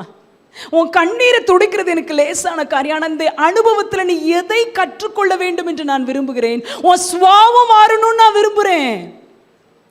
உன் கேரக்டர் மாறணும்னு நான் விரும்புகிறேன். அழுத்தமாய் ஆண்டவர் சொல்லுகிற காரியம், உன் கண்ணீரை துடைப்பது எளிது, உன் வாழ்க்கையில் அற்புதத்தை செய்வது எனக்கு எளிது. ஆனால் உன் வாழ்க்கையில் இதை அனுபவித்ததற்கு எனக்கு ஒரு தேவ திட்டம் உண்டு. உன் வாழ்க்கையில தேவ திட்டம் நிறைவேற வேண்டுமா அல்லது அற்புதம் செய்ய வேண்டுமா? அற்புதம் செய்வது ஒரு நொடியில, ஒரே நாள்ல நான் உன்னுடைய காரியத்தில் அற்புதத்தை செய்வேன். ஆனா உன்னை உருவாக்கணும்னு நான் வச்சிருக்கிற ப்ராசஸ், அது என்னுடைய பிளான் இல்லை. உன்னை பயன்படுத்தணும் நான் வச்சிருக்கிற அந்த தேவ திட்டத்திற்கு நீ இணங்கி கொடுப்பாயா? முதல் காரியம் பார்த்தோம், தனிப்பட்ட வாழ்க்கையில் இருந்த ஒரு கண்ணீரை, அன்னாளின் கண்ணீரை தேவன் துடைத்து, அவளுக்கு மாத்திரம் பதில் கிடைக்கல, முழு இஸ்ரவேல் ஜனங்களுக்கும் ஆசீர்வாதத்தின் ஒரு பிள்ளையை பெற்றெடுத்தாள். ஹல்லேலூயா. நம்ம ஜோமணி கிடைக்கிற காரியம், நான் சொல்கிறேங்க, நமக்கு மட்டும் ஆசீர்வாதமாக இருக்கவே இருக்காது. அது சமுதாயத்துக்கு ஆசீர்வாதத்தை கொண்டு வரும், தேசத்துக்கு ஆசீர்வாதத்தை கொண்டு வரும், அது உலகத்திற்கே ஆசீர்வாதத்தை கொண்டு வரும். ஹல்லேலூயா. தனக்குன்னு கேட்டா, அடுத்த ஆண்டவருக்குன்னு கேட்டா, அடுத்த ஆண்டவருக்காகவே ஒப்படைத்து விட்டாள். இன்னைக்கு என்ன காரியத்தில் லேட் ஆகுது உங்க காரியம், எந்த காரியத்தில் தாமதமாகி கொண்டிருக்கிறது, ஆண்டவர் சொல்றார், அது உனக்கு மட்டும் இல்லம்மா, ஒரு கல்லில் 2 மாங்கான்னு சொல்ற மாதிரி அவ ஜெபித்த ஜெபத்துக்கு அன்னாளின் நிந்தையும் மாற்றப்பட்டது. தேவனுக்கும் ஜெபிக்கிற ஒரு மனிதன் கிடைத்து விட்டார். ஹல்லேலூயா. ஆண்டவர்ட்ட அப்படி கேட்போம், ஆண்டவரே என் பிள்ளைக்காக ஜெபம் பண்றேன், என் குடும்பத்துக்காக ஜெபம் பண்றேன், என் தனிப்பட்ட காரியத்துக்காக ஜெபம் பண்றேன். அது எனக்கு மட்டும் பிளெஸ்ஸிங்கா இருக்கக்கூடாதுப்பா, அது தேசத்துக்கே பிளெஸ்ஸிங்கா மாறணும். அவன் ஒரு மோசேய போல இருக்கணும்ப்பா, அவன் ஒரு சாமுவேலை போல இருக்கணும், அவன் ஒரு இவான் ராபர்ட்டை போல இருக்கணும்ப்பா. அப்படி ஒரு பிள்ளையா எனக்கு தாங்கப்பா. இன்னைக்கு சீரழிந்து கொண்டிருக்கிற என் பிள்ளை அப்படி ஒரு பிள்ளையா மாறட்டும். ஜெபித்தா பதில் கிடைக்குமா? நிச்சயமாய் கிடைக்கும். இரண்டாவது காரியம், திடீரென்று வருகிற எதிர்பாராத ஒரு சூழ்நிலைகளினால நம்முடைய இருதயம், அப்படியே நம்முடைய வாழ்க்கை கண்ணீருக்குள்ள தள்ளப்பட்ட சூழ்நிலையில ஆண்டவர் ஒரு பெண்ணினுடைய கண்ணீரை எப்படி தொடச்சார் அப்படின்னு சொல்லி பார்க்க போகிறோம். அவங்க எங்கே இருக்கிறாங்க? ஆதியாகமம் 16வது அதிகாரத்தில் அவங்கள குறித்து போடப்பட்டிருக்குது. அடுத்து ஆதியாகமம் 21வது அதிகாரத்தில் அவங்க குறித்து போடப்பட்டிருக்குது. ரொம்ப எதிர்பார்ப்புகள் இருந்துச்சு. திடீர்னு எதிர்பாராத ஒரு சூழ்நிலையில் நடக்கிற ஒரு காரியம். அவங்க தான் ஆகார் அப்படிங்கிற ஒரு பெண், கண்ணீர் வடித்த ஒரு பெண். அவங்க ஒரு எகிப்து தேசத்தில் உள்ள ஒரு பெண்ணை, சாராளுக்கு அடிமை பெண்ணாக இருக்கிறாங்க. தேவனுடைய வாக்கு தத்தத்தின்படி பிறக்க வேண்டிய ஈசாக்கு சாராள் மூலம் பிறக்கிறார். ஆனாலும் இந்த ஒரு ஆண்டவருடைய நேச்சுரல் பிளான்ல இல்லாத ஒரு அம்மா போய் அழுகிற அழுகைக்கும் ஆண்டவருடைய கண் திறந்திருக்குது. நீர் என்னை காண்கிற தேவன் என்று சொல்லி ஆகார் ஆண்டவரை துதிக்கிறாள். ஹல்லேலூயா. ஆகாருடைய நிலையில் இன்றைக்கு நிறைய பேர் வந்திருக்கிறாங்கன்னு ஆண்டவர் உணர்த்தினார். என்ன நிலை? கைவிடப்பட்ட சூழ்நிலை, சொந்த குடும்பத்தால் கைவிடப்பட்ட சூழ்நிலை, தள்ளப்பட்ட சூழ்நிலை, ஒதுக்கப்பட்ட ஒரு சூழ்நிலை, தனிமை. எல்லாரும் இங்கே வீட்டில் இருக்கிறாங்க தான்மா, என் வீட்டில் என் பிள்ளைங்க இருக்கிறாங்க, பேர பிள்ளைங்க இருக்கிறாங்க, மருமக பிள்ளைங்க இருக்கிறாங்க, எல்லாரும் இருக்கிறாங்க. ஆனால் நான் தனிமையாக தான் நான் இருக்கிறேன். ஒரு தள்ளப்பட்ட ஒரு சூழ்நிலையில தான் இருக்கிறேன், ஒரு ஒதுக்கப்பட்ட ஒரு இடத்துல தான் இருக்கிறேன். அல்லது நான் நிறைய எதிர்பார்ப்புகளோடு நான் திருமண வாழ்க்கைக்குள்ள நுழைஞ்சேன், ஆனா என் கணவர் என்னை அப்படி நேசிக்கலையே, நான் ஒரு தள்ளப்பட்ட பாத்திரமா இருக்கிறேன். எப்படி அன்றைக்கு அதிகாலை வேளையில் ஆபிரகாம் அவரை எழுப்பி அப்பத்தையும் ஒரு வாட்டர் பாட்டில் தண்ணியையும் கொடுத்து போன்னு சொல்லி ஆதியாகமம் 21 அதிகாரத்தில் அனுப்பி வைக்கிறார். ஆகார் தன்னுடைய இளம் சின்ன பிள்ளையை கையில பிடித்து கொண்டு பெயர்சபாங்கிற அனாந்தரத்தை அலைந்து திரிகிறாள்.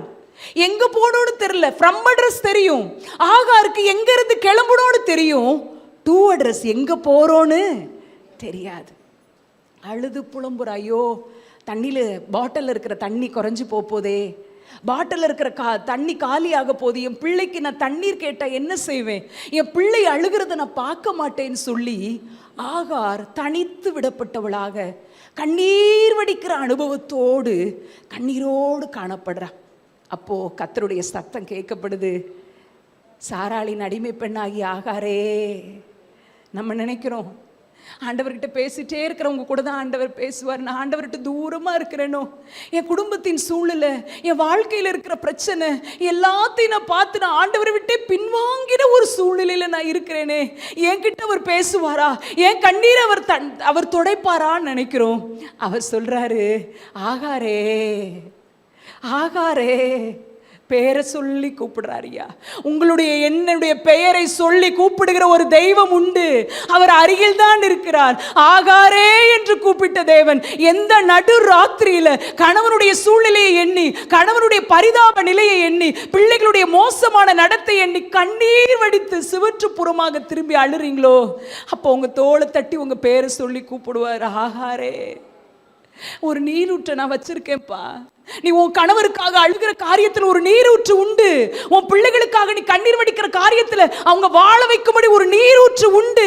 அது வனாந்தரம் தான். வனாந்தரத்தில் நீரூற்று எப்படி உண்டாகும்?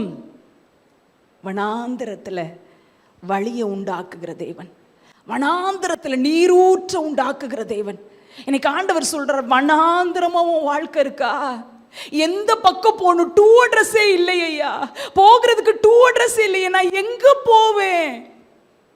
தனித்து விடப்பட்ட சூழ்நிலை, தனிமையின் அனுபவம், கைவிடப்பட்ட சூழ்நிலை, வேதனையோடு இருக்கிற அண்ணா ஆகார் அன்றைக்கு சொல்றாங்க, கடவுள் என்னையும் பார்க்கிறாரியா, என்னையும் பார்க்கிறாரியான்னு சொல்லி, என்னை காண்கிறவரே என்று சொல்லி ஆண்டவருக்கு வேதாகமத்தில் முதல்ல பெயரை வச்சாங்க. ஆண்டவர் சொன்ன காரியம். ஆகாரே 16வது அதிகாரத்தில் சொல்கிறாங்க, அவங்க கன்சீவ் ஆயிட்டாங்கன்னா அலட்சியமா என்றாங்கன்னு சொல்லி வீட்டை விட்டு வெளியேற்றப்படுறாங்க. சொல்லும்போது ஆண்டவர் தேவதூதன் சொல்லுகிறார், உன் ஆட்சியார் இடத்துல போய் அடங்கி இரு. இன்றைக்கும் நம்முடைய குடும்ப வாழ்க்கை, நீங்கள் கூட்டு குடும்பத்தில் இருக்கலாம்.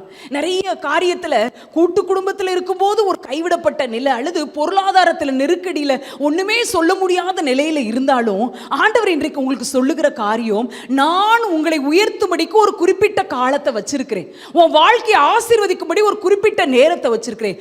அது வரைக்கும் அவருடைய பலத்த கரத்துக்குள் அடங்கி இருக்க வேண்டும் என்று ஆண்டவர் சொல்லுகிறார். ஹல்லேலூயா.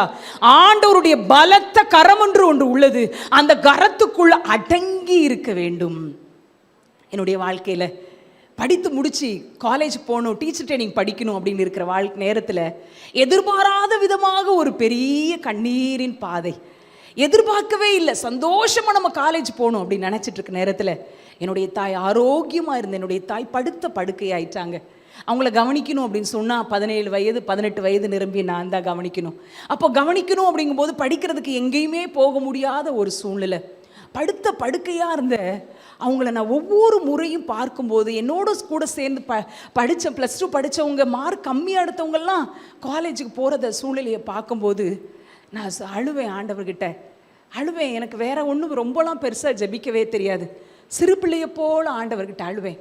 ஒவ்வொரு நாளும் அழுவேன். அழ மட்டும்தான் தெரியும். ஏசப்பா, நான் படிக்கவே போக முடியாதா? என் வாழ்க்கை இனிமேட்டு மாறவே மாறாதா?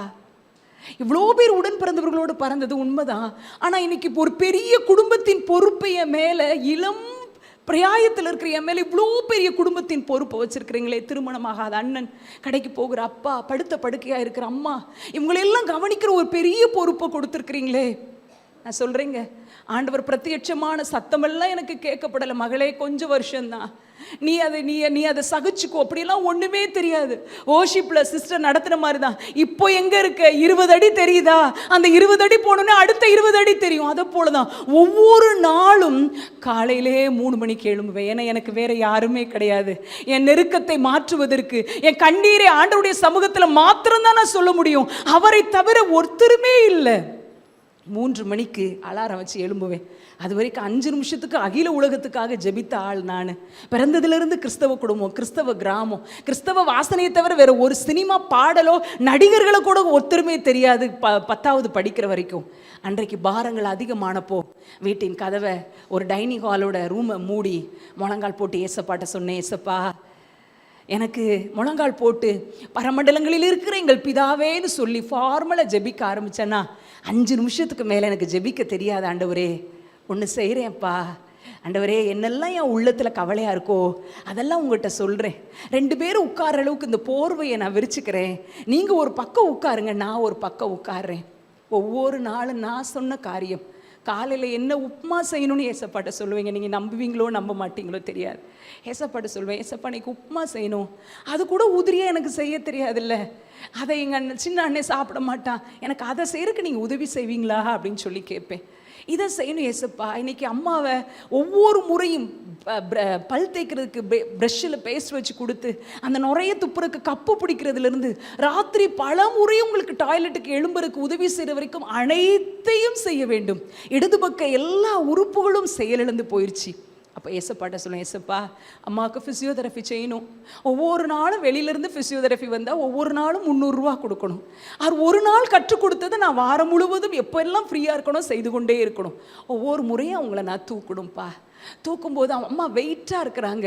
ஒவ்வொருக்கும் அம்மாவை தூக்கும்போது என் நெஞ்செலாம் வலிக்கு சாமி, நான் தூக்கும்போது நீங்களும் எனக்கு ஒரு கை கொடுத்துக்கிடுவீங்களா அப்படின்னு சொல்லி கேட்பேன். ஏசப்பாட்ட சொல்லுவேன், நான் தூக்குறப்போ நீங்களும் எனக்கு ஒரு கை கொடுத்துக்கோங்க ஏசப்பா அப்படின்னு சொல்லுவேன். இன்னும் குடும்பத்திற்குரிய சின்ன சின்ன சின்ன சின்ன காரியங்கள் எல்லாவற்றையும் ஆண்டவரோடு சேர்ந்து சேர்ந்து சேர்ந்து சேர்ந்து செய்ய ஆண்டவர் உதவி செஞ்சார்.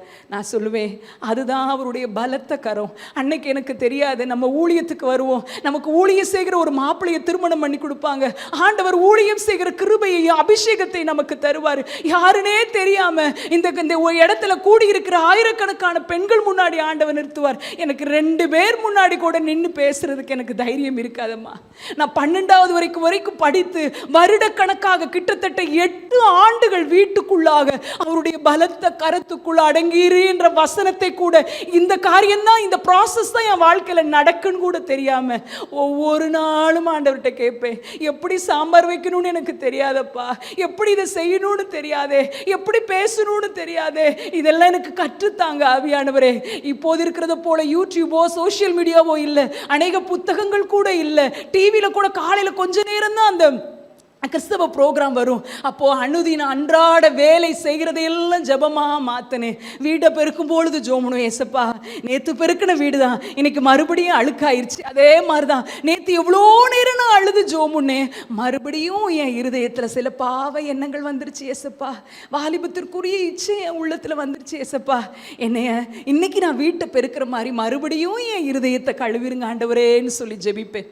பால் பாத்திரத்தெல்லாம் தேய்க்கும் போது, பாத்திரத்தை விளக்கும் போது, பால் பாத்திரத்தில் அது ஒரு ரொம்ப ஸ்ட்ராங்காக கரை ஒட்டி இருக்கும்போது அந்த இரும்பு கம்பினாரை எடுத்து தேய்க்கும் போது சொல்வேன், ஏசப்பா இதே மாதிரி தான் என் இருதயத்தில் இந்த ஒரே ஒரு காரியம் இரும்பு கம்பினாரை வச்சு தேய்க்கிற மாதிரி கரையாக இருக்குப்பா, எனக்கு வலிச்சா கூட பரவாயில்ல ஏசப்பா, இதை நீங்கள் தேய்ச்சி எடுத்துருங்க ஏசப்பா அப்படின்னு சொல்லி ஜோமுனுவேன். சப்பாத்திக்கு மாவு பிசையும் போது ஜோமுனுவேன், வேகமாக செஞ்சு வேகமாக பிசைஞ்சு செஞ்சு சப்பாத்தி ஹார்டாக இருக்குது, சவைக்க கூட முடியல ஏசப்பா, ஆனால் என்னைக்காவது ஒரு நாள் டைம் கிடச்சி நல்ல தேய்ச்சி அழுத்தி குத்தி உடைச்சி செய்கிற சப்பாத்தி மென்மையாக இருக்கிறத போல என் வாழ்க்கையை நீங்கள் உடைச்சிருங்க ஆண்டவரே, என் வாழ்க்கையை நீங்கள் உடைச்சிருங்க, உங்களுக்கு பிரியமானபடி பிசைஞ்சிருங்க, உங்கள் விருப்பம் ஆகிற வரைக்கும் நீங்கள் அதை பிசைங்க, உங்களுக்கு திருப்தி ஆகிற வரைக்கும் நீங்கள் அதை உடைங்கப்பா, என்னுடைய சுபாவமும் மென்மையுள்ளதாக மாற்றும்படிக்கு என்னை மாற்றுங்க ஏசப்பான்னு சொல்லி சப்பாத்தி மாவு பிசையும் போது ஜோமுனுவேன். வெங்காயத்தை உரிக்கும் போது, அதை வெட்டும் போது ஜோனுவேன், ஐயோ பாருங்க இப்போ இந்த ஒரு கிலோ 40 ரூபான்னு வாங்குற ஒரு வெங்காயத்துக்கு கூட வெங்காயத்தை வெட்டினோடனே என் கண்ணிலேருந்து கண்ணீர் வருது. ஆனால் நிறைய நேரத்தில் ஜெபிக்கும் போது வரலையே ஆண்டவரே, வெங்காயத்தை உரிக்கிறதுல இருந்து சின்ன சின்ன காரியங்களுக்கும் ஏசப்பாட்ட என்னுடைய இயலாமையை நான் சொல்லுவேன். நான் கோவப்படுறேன் ஏசப்பா, எங்கள் அம்மா மேலே டெய்லி ரோபோ மாதிரி நான் வேலை செஞ்சுட்டே இருக்கிறதுனால, அவங்களுக்குரிய காரியத்தெல்லாம் செய்கிறதுனால எனக்கு ரொம்ப எரிச்சல் ஆகுது ஏசப்பா, எனக்கு எப்படி நீங்கள் தான் செய்யணும். என்னுடைய சின்ன சின்ன காரியங்களையும் ஆண்டவர்கிட்ட சொல்லிக்கொண்டே இருந்தேன். அவர் அந்த 8 ஆண்டு காலம் என்னை உருவாக்கினார் என்பதை நான் திட்டமும் தெளிவுமாய் சொல்ல முடியும். ஹல்லேலூயா. அடங்கி இருக்கணும்னு ஆண்டவர் வச்சிருப்பாருங்க.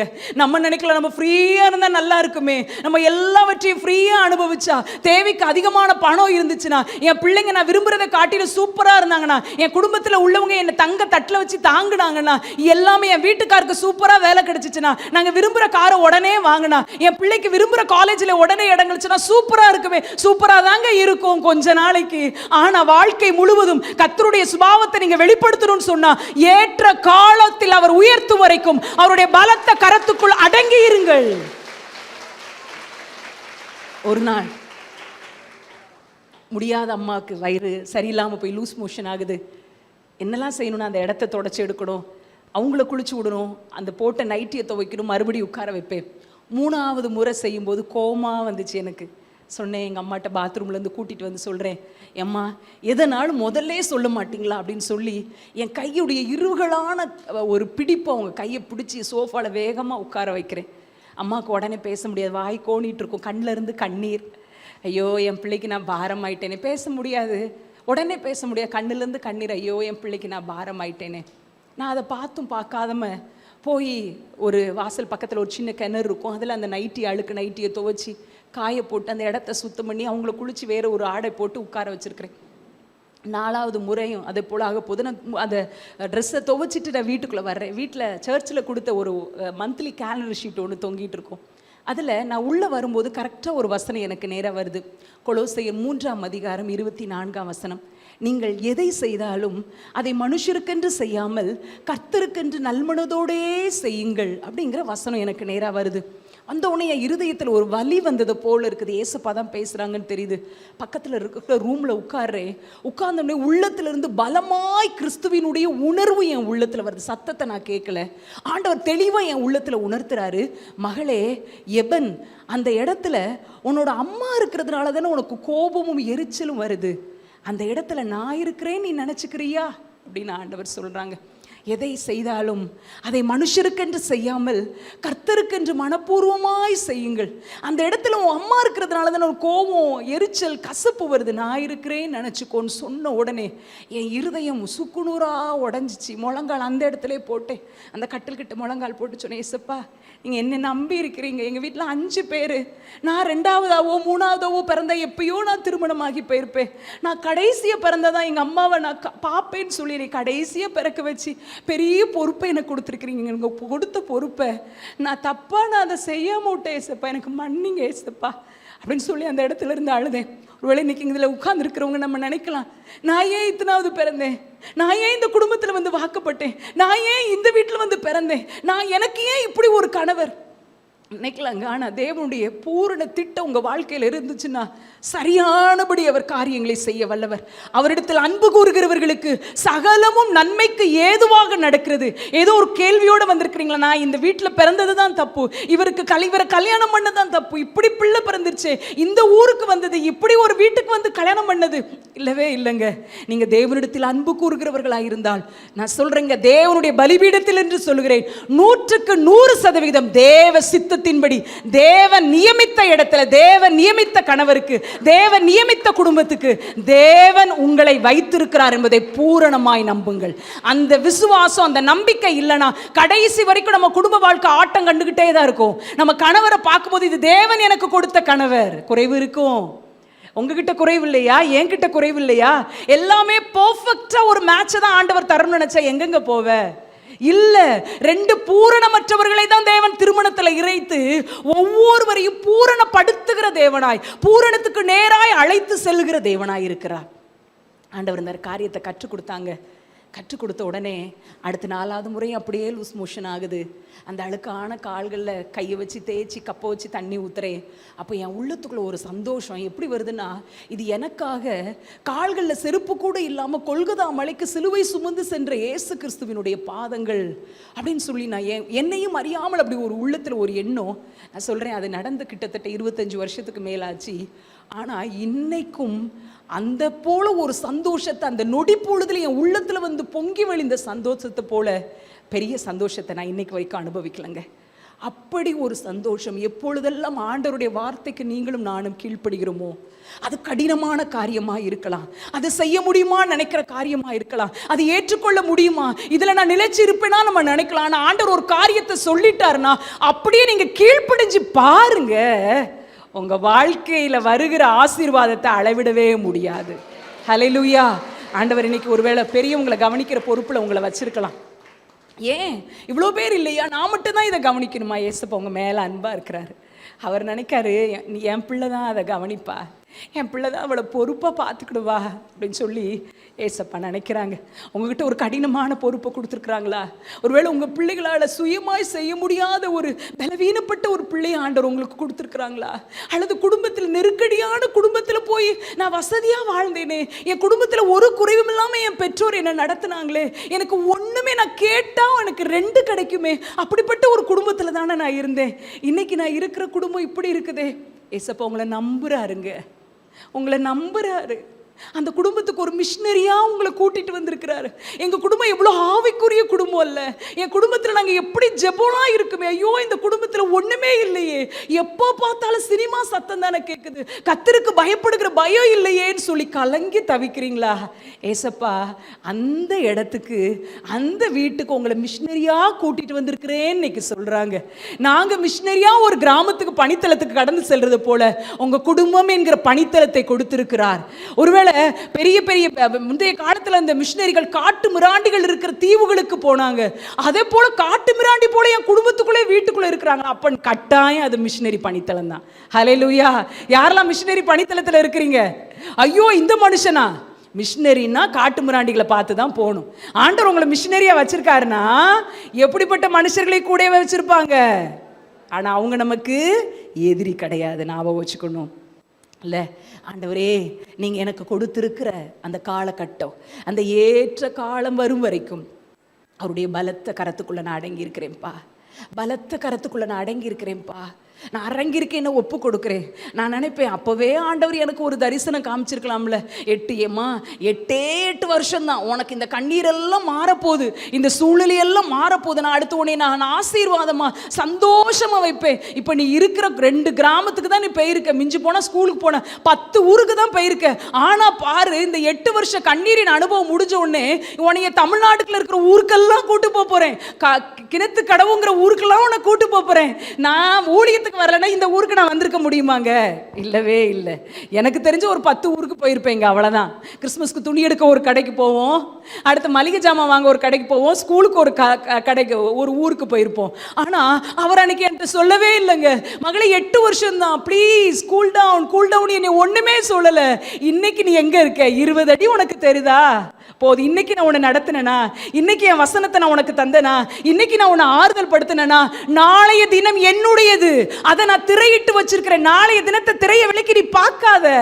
உன் கண்ணீரை நான் துடைத்து உன்னை அழுகையின் பள்ளத்தாக்க நீரூற்றான உன்னை மாற்றி கொண்டு போவேன். ஹல்லேலூயா. அன்றைக்கு ஆகாரின் அனுபவம் இருக்கு, உங்களுடைய அனுபவமாக இருக்கிறதோ? 2 முந்தானத்துக்கு ஒரு தங்கச்சி ராத்திரி ஃபோன் பண்ணா, 11:30 ஃபோன் பண்ணா, அக்கா இன்னும் எங்கள் வீட்டுக்கார் வரலை. டெய்லி கிறிஸ்தவ குடும்பம், டெய்லி செகண்ட் ஷோ சினிமாவுக்கு போயிடுவார், 2:30 மணிக்கு வருவார். எங்கே போயிருக்காருன்னு கேட்க முடியாதுக்கா. அவர் குடிச்சிருக்கிறாரான்னு கிட்ட போய் ஷர்ட்டை கூட அவர் ஸ்மெல் பட கூட பண்ண முடியாதுக்கா. பிள்ளைகள் ஒரு நாள் வாரத்தில் சீக்கிரம் வரலாம், சண்டே வேலையை முடிச்சுட்டு, அன்னைக்கும் நண்பர்களோடு சேர்ந்து சினிமா. சொன்னா, நான் கூட்டு குடும்பத்தில் இருக்கிறேன், சத்தமாக கூட அவர்கிட்ட பேச முடியாது. பக்கத்தில் இருக்க ரூமில் இருக்கிற என்னோட குழந்தை வீட்டுக்கு கேட்டுரும், ரூமுக்கு கேட்டுரும், சத்தமாக கூட பேச முடியாது. இப்படியெல்லாம் இருக்கிறாங்களேன்ட்டு அவங்க பெற்றோர்கிட்ட சொன்னால் கூட, நீந்தாமா பொறுத்து போகணும், நீந்தான் ஏன் சந்தேகப்படுறேன்னு கேட்குறாங்க. எப்படிக்கா என்னால் நிம்மதியாக இருக்க முடியும்? அவங்க போயிட்டாங்கன்னு சொன்னால் என் இருதயம் குழம்பி தவிக்குது. எங்கே போயிருப்பாரோ, யாரை பார்க்க போயிருப்பாரோ, பல நேரத்தில் 2 பிள்ளைங்களுக்கு மருந்து குடிச்சு நம்ம செத்தாவது போயிடலாமான்னு எத்தனையோ முறை நான் தற்கொலை பண்ணிக்கலாமான்னு நினைக்கிறேன்க்கா. கண்ணீரின் அனுபவம். அவளுக்கு நான் ஒரு சாட்சியை சொன்னேன். என்னுடைய சொந்த குடும்பத்தில் என்னுடைய நெருங்கின உறவினர் வாழ்க்கையில் நடந்த ஒரு சாட்சியை சொன்னேன். அம்மா, ஒரு கல்யாணமான ஒரு பிள்ளை, அவருடைய கணவர் சைக்காட்ரிக் ப்ராப்ளம் அவருக்கு இருந்து மிகுந்த வேதனை, ஒவ்வொரு நாளும் வேதனை, தெரியாமல் திருமணம், தெரியல எப்படிப்பட்டவங்கன்னா, நான் ஆண்டவருக்கு தெரியாமல் இருக்கு, அதில் ஏன் கொண்டு போனார் அவருடைய சித்தருக்கும். ஆனால் ஒவ்வொரு நாளும் வேதனை 2 பிள்ளைகளையும் பெற்றெடுத்துட்டு ஆசிரியராக வேலை பார்க்குறா, ஸ்கூலில் டீச்சராக ஒர்க் பண்ணணும், பிள்ளைங்களும் ஸ்கூல் கூட்டு போகணும், வீட்டினுடைய காரியங்கள் எல்லாத்தையும் பார்க்கணும். அவர் காலையில் எழும்புவார், ஏதாவது சம்பந்தமே இல்லாத வார்த்தைகளை பேசுவார், ஒரு சின்ன உதவி கூட செய்ய மாட்டார், அடுத்து தூக்க மாத்திரை போடுவார், தூங்குவார். அவருக்கு 3 வேளையும் மாத்திரை கொடுத்து தூங்குறது தான். அவர் முழிச்சார்னா சம்பந்தமே இல்லாத வார்த்தைகளை பேசி வேதனையை உண்டாக்குகிற ஒரு குடும்ப சூழ்நிலை. அவ ஒரு நாள் யோசித்தாலாம், இதுக்கு மிஞ்சி பாரம் தாங்க முடியாது, வருடங்கள் ஆகிவிட்டது, பிள்ளைங்க அப்பாவை மதிக்கலை, இவளுக்கு ஒரு உதவி கூட செய்ய முடியாத ஒரு சூழ்நிலையில் அவர் இருக்கிறாரு. ஒவ்வொரு நாளும் வேதனை, கெட்ட வார்த்தைகள், இதெல்லாம் கேட்டு ஒரு நாள் இரவு கதவை மூடுனா, ஆண்டவர்கிட்ட கத்தி ஜெபம் பண்ணாலாம், என்னால் இத்தனை வருஷம் நான் செஞ்சுட்டேன் ஏசப்பா, இனி என்னால் வாழ முடியாது, என்னால் தாக்கு பிடிக்க முடியாது, நான் டைவர்ஸும் பண்ண முடியாது, நான் தற்கொலையும் பண்ண முடியாது, நீங்க கொடுத்த வாழ்க்கை, நீங்க என்ன செய்வீங்கப்பா, நீங்க தான் எனக்கு ஏதாவது செய்யணும். யாக்கோபு அழுது போராடினான் என்று நம்ம ஓசியால வாசிப்போம். ஒரு அழகான வசனம் போடப்பட்டிருக்கோம். ஓசியா 12:4 யாக்கோபு தன்னுடைய சகோதரனாகிய ஏசாவுக்காக முகத்துக்கு பார்க்க பயந்து இருக்கும்போது அதுல கூட போடப்பட்டிருக்காது தேவதூதனோடு போராடி மேற்கொண்டான் போடப்பட்டிருக்கோம். ஆனா ஓசியா 12:4 அவன் அழுது அவரை நோக்கி கெஞ்சினான். இந்த வார்த்தை அவ உள்ளத்துல ஆண்டவர் கொடுத்தாராம். யாக்கோபு அன்னைக்கு யாப்போக்குங்கிற நதிக்கரையில் அழுது கெஞ்சுறாருல, இன்னைக்கு ஆண்டவர் அற்புதம் செய்யலைன்னா நான் இன்றைக்கு இந்த இடத்த விட்டு எழுப்ப போறது இல்லை அப்படின்னு சொல்லி கத்தி கத்தி கத்தி ஏசப்பான்னு சொல்லி தாவீதின் குமாரனை என்னென்னலாம் தெரியுமோ எல்லாத்தையும் சொல்லி உயிரை கொடுத்து கண்ணீர் சிந்தி ஜெபித்து அதே இடத்துல தூங்கிட்டா. தேவ சமூகத்திற்கு முன்பதாக சொல்கிறேன், மறுநாள் காலையிலே பல ஆண்டுகளாக மாத்திரை சாப்பிட்டு அவருடைய கணவருடைய வாழ்க்கையில் பெரிய மாற்றம், புது சிருஷ்டி, ரீஸ்டார்ட் பண்ணப்பட்டது. அவருடைய வாழ்க்கை ரீஸ்டார்ட் பண்ணப்பட்டது. 15 நாளுக்கு முன்னாடி பார்க்கிறவருடைய முகரூபமே மாறி இருந்தது, சாந்தமாய் மாறி இருந்தது. பிள்ளைகள் எரிச்சல் அடைகிற பிள்ளைகள் அப்பாவை பார்த்தாலே, 2வது பையன் குட்டி பையன் கழுத்தை பிடிச்சி கட்டிட்டு இருக்கிறான், பார்க்கும் போதே சந்தோஷம். இதை தான் அவளுக்கு சாட்சியா சொன்னேன். உனக்கு தெரியும்ல இந்த நபரை, அவள் வாழ்க்கையில் நடந்தது உனக்கு தெரியுமா? வெளியில் உனக்கு தெரியாமல் இருந்திருக்கலாம் இத்தனை ஆண்டு. ஆனால் ஒரே ஒரு இரவு எப்படி யாக்கோபு யாப்போக்குங்கிற நதிக்கரையில் பிடிச்சி அழுதானோ அப்படி அழுது ஆண்டவரிடத்தில் கெஞ்சி மன்றாடி அற்புதத்தை பெற்றுக்கொண்டாள் என்று சொன்னேன். சொல்லியிருக்கிறா, அத்தை நானும் செய்வேன், நான் உபவாசம் இருந்து ஜெபிக்க போறேன். அவர்கிட்ட சந்தேகப்படுறதுக்கு பதிலாக ஏசப்பாட்ட நான் விசுவாசத்தோடு ஜெபிக்க போகிறேன். இன்றைக்கு ஆண்டவர் நம்மிடத்திலேயே சொல்லுகிறார், இப்படிப்பட்ட சூழ்நிலையில் இருக்கிறீங்களா? ஆண்டவருடைய பாதத்தை விடாதீங்க, ஆண்டவருடைய பாதத்தை விடாதீங்க. அவர் பாதத்தில் வந்தவங்களுக்கு அற்புதம் உண்டு. ஹல்லேலூயா. நீங்க ஜெபித்து நீங்க பதில் கிடைக்கல நினைக்கிறீங்களா? யாக்கோவை போல போராடு, நீங்க நிச்சயமாய் வெற்றி பெற முடியும். 3வது கடைசியாக ஒருத்தங்களை பார்த்து நம்ம முடிக்க போகிறோம். அவங்க யாருன்னா, இழப்பினால் அவங்களுடைய வாழ்க்கை கண்ணீருக்குள்ளே தள்ளப்பட்டது. அந்த வாழ்க்கையை ஆண்டவர் கண்ணீரை தொடச்சாங்க. அவங்க யோவான் 11வது அதிகாரத்தில் வர்றாங்க. யாரு நமக்கு தெரியும்? யாரு? மரியாள், மார்த்தாள் மரியாளுடைய சகோதரன் லாசரு மரித்து போனான். அதனால் அவங்களுடைய கண்கள்ல இருந்து கண்ணீர். மரியாள் எப்போ எல்லாம் 3 முறை ஆண்டவருடைய பாதத்திலே இருக்கிறாங்க. லாசரு மரித்து போனான்னு செய்தியை கேட்டு ஆண்டவர் வரும்போது அவங்க அடக்கம் பண்ணியாச்சு, அவருடைய பாதத்தில் விழுறாங்க. தைலத்தை தன்னுடைய தலைமயிரினால் ஆண்டவருடைய பாதத்தை என்ன செய்யறவங்க? அவங்க தொடச்சவங்க, ஆண்டவருடைய பாதத்தில் அமர்ந்திருந்தவங்க. அந்த மரியாள் கண்ணீர் விட்டு, மார்த்தாளும் மரியாளும் லாசருனுடைய இழப்பை பார்த்து கண்ணீர் விட்டு அழுறாங்க. அப்போ அதில் ரொம்ப ஆறுதல் அளிக்கக்கூடிய வார்த்தை என்னன்னா, இயேசு கண்ணீர் விட்டார். இயேசு கண்ணீர் விட்டார். இன்னைக்கு இதில் வந்திருக்கிற நீங்கள் உங்கள் வாழ்க்கையில் ஏதோ ஒரு காரியத்துக்கு அழுதுட்டு இருக்கிறீங்களா? நான் தானே அழுறேன். ஏன் அழுறான்னு எல்கானா கேட்டார். எங்கள் வீட்டுக்கார் கேட்கக்கூட மாட்டாரேங்க. ஆனால் நீங்களும் நானும் அழும்போது இயேசுவும் சேர்ந்து கண்ணீர் விடுகிற நபராயிருக்கிறார். ஹல்லேலூயா. எவ்வளோ பெரிய ஆறுதல் பாருங்களேன். மரியாள் அவளை நேசித்த ஒரு பெண், ஆண்டவருக்காக எல்லாவற்றிலும் ஆண்டவர் என்று முதலிடம் கொடுத்த ஒரு பெண். அவ கண்ணீர் விட்டு அழுத உடனே ஆண்டவரும் அழுறாருயா, அவரும் கண்ணீர் விட்டு அழுகிறார். அன்பான சகோதரிகளே, அன்பான தாய்மார்களே, எப்போ எல்லாம் நீங்கள் கண்ணீர் விடுறீங்களோ, நான் சொல்கிறேங்க, நீங்கள் இருக்கிற அந்த அறைக்குள்ளாக, நீங்கள் இருக்கிற அந்த ஷீட் போட்ட வீடாக இருக்கலாம், ஒரு சாதாரண ஒரு திண்ணையில் உட்காந்து அழுதலாம், அல்லது ஒரு மரத்தடியில் உட்காந்து அழலாம், அல்லது உங்கள் வேலையை நீங்கள் செய்து கொண்டே கண்ணீர் வடித்து கொண்டிருக்கலாம். உங்கள் பக்கத்தில் இருந்து ஆண்டவரும் அழுகிறார் என்பதை நீங்கள் மறந்து போக வேண்டாம். ஹல்லேலூயா. அவரும் உங்களுக்காக கண்ணீர் வடிக்கிறார். இழப்பில் அழையோ, எனக்கு நெருங்கினவனை நான் இறங்குறவரை இழந்துட்டேனே, என் பிள்ளையை இழந்துட்டேனே, இயேசுவும் உங்களோடு கண்ணீர் வடிக்கிறார். உங்கள் கண்ணீரை துடைக்கும்படி அவர் வந்திருக்கிறார். ஹல்லேலூயா. நான் என்னுடைய 24வது வயசு துவங்க போது என்னுடைய திருமணத்துக்கான ஆயத்தங்கள் எல்லாம் என்னுடைய குடும்பத்தார் செய்கிறாங்க. என்னுடைய அப்பா சொல்கிறாங்க, இவ்வளோ வருஷம் பிள்ளை கஷ்டத்தை பட்டுட்டா, வீட்டுக்குள்ளே இருந்துட்டா, அடுத்து நல்ல இடத்துல சம்பந்தம் பண்ணி வைக்கணும்னு ஒவ்வொரு இடமா திருமணத்துக்காக அவங்க எவ்வளோ கஷ்டப்பட்டால் நல்லா செய்து கொடுக்கணும் அப்படின்னு சொல்லி நினச்சிட்டு இருந்த நாள் என்னுடைய சொந்த சித்தப்பா மகனுக்கு திருமணம். அதனால் நாங்கள் ஒரு சென்னையிலேருந்து பெங்களூருக்கு போகிறோம். நானும் அம்மா அவங்களால ட்ரெயினில் ஏற முடியாது, காரில் ஒரு 2 நாள் முன்னாடி அங்கே இருக்கிற என்னுடைய அண்ணன் வீட்டுக்கு போகிறோம். மற்ற எல்லாரும் மறுநாள் ட்ரெயினில் அவங்களுக்கெல்லாம் புக் பண்ணியிருக்கிறாங்க. வீட்டுக்கு போன உடனே கொஞ்ச நேரத்தில் ஃபோன் வருது, அப்பா உடம்பு சரியில்லையா, நீங்கள் வாங்க அப்படின்னு சொல்லி ஃபோன் வருது. உடனே நான் சொல்கிறேன் அண்ணன்ட்ட, இல்லைண்ணே அப்பாவுக்கு ஒன்றுமே செய்யாது, நாளைக்கு இங்கே வந்துடுவாங்க, இங்கே வச்சு நம்ம பார்த்துக்கலான்னு சொல்கிறேன். ஆனால் கார் அதுக்குள்ளே வீட்டு வாசல் வந்துருச்சு. வீட்டுக்கு போகிறோம். அம்மா எல்லாம் எல்லாரும் ஏற்றி மறுபடியும் ரிட்டர்ன் போகிறோம். எனக்கு அப்பாவுக்கு ஒரு வியாதி கூட கிடையாது, அவங்களுக்கு ஒன்றும் செய்யாது, நம்ம போய் பார்த்துக்கலாம் அப்படிங்கிற எண்ணத்தில் தான் நான் போகிறேன். ராத்திரி கிட்டத்தட்ட 1-1:30 மணி இருக்கும். எங்கள் வீடு இருக்கிற டேர்னிங்கில் அந்த கார் திரும்புது. முழிச்சு பார்க்குறேன், வீட்டை பார்க்குறேன். வெளியில் ஷாமியானா போடப்பட்டிருக்கு. என்னுடைய சித்தப்பா தாய்மாமா எல்லாம் வாசலில் உட்காந்துருக்குறாங்க. அப்போ தான் உள்ளத்தில் ஒரு இடி விழுந்ததை போல் இருக்குது. ஐயோ, அப்பா இறந்துட்டாங்க போல், அதனால தான் ஷாமியானா போடப்பட்டிருக்கு. அம்மாட்டையே நம்ம அங்கேயே இறந்துட்டாங்கன்னு சொன்னால் அம்மாவுக்கு ஏதாவது ஆயிரும்னு சொல்லாமே அன்னை கூட்டு வந்துட்டாங்க போல். ஹாலில் ஃப்ரீசர் பாக்ஸை பார்க்குறேன், இருதயம் உடஞ்சி போகுது. கையை பிடிச்சி நடத்தி கூட்டு வந்து சேரில் உட்கார வச்சிருக்கிறேன். செயல்பட முடியாத தாய், இன்றைக்கு அப்பாவும் இல்லை. இருதயத்தில் எப்படி அழணும்னு கூட தெரியல, எப்படி சொல்லி அழணும்னு கூட தெரியல. கூட இருந்தவங்க சொன்னா, நீ கவலைப்படாத, அழுதுரு, எனக்கு அழ தெரியல, வார்த்தையை சொல்ல தெரியல. நான் அந்த ஃப்ரீசர் பாக்ஸை பிடிச்சிட்டு அவங்க முகத்தை பார்த்துட்டே நிற்கிறேன். செயல்பட முடியாத நிலையில் இருக்கிற தாய், இன்னைக்கு அப்பாவும் நமக்கு இல்லையா? அப்பாவுமே நமக்கு கிடையாது, என்ன நமக்கான காரியத்தை யார் செய்வாங்க அப்படின்னு சொல்லி இருதயத்தில் பல கேள்விகள் அடக்கம் பண்ணியாச்சு. என் இருதயத்தில் போராட்டம். இருதயத்தில் அப்போ ஒரு நாள் ஆண்டவர்கிட்ட போய் சொல்கிறேன், ஏசப்பா, நான் இவ்வளோ நாள் நினச்சிட்டேன் எனக்கு நல்ல அப்பா, நல்ல 3 அன்னை கொடுத்துருக்குறீங்க, எல்லாரும் எனக்கு சூப்பரான ஒரு பெஸ்ட்டான எதிர்காலத்தை அமைச்சு கொடுத்துருவாங்க அப்படின்னு நான் 50% தான் நான் உங்களை நினச்சிருக்கிறேன் ஏசப்பா, நம்பியிருக்கிறேன். இன்னொரு 50% எங்கள் அப்பாவை நம்பிட்டேன்னு நினைக்கிறேன் ஏசப்பா, இன்னைக்கு மன்னிச்சிருங்க. 100% நான் உங்களை நம்புகிறேன் ஆண்டவரே.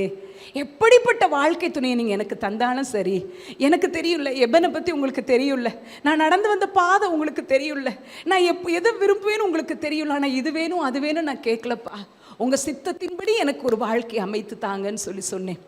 6 மாதத்தில் ஆண்டவர் திருமண காரியங்களை ஒழுங்கு செஞ்சாங்க.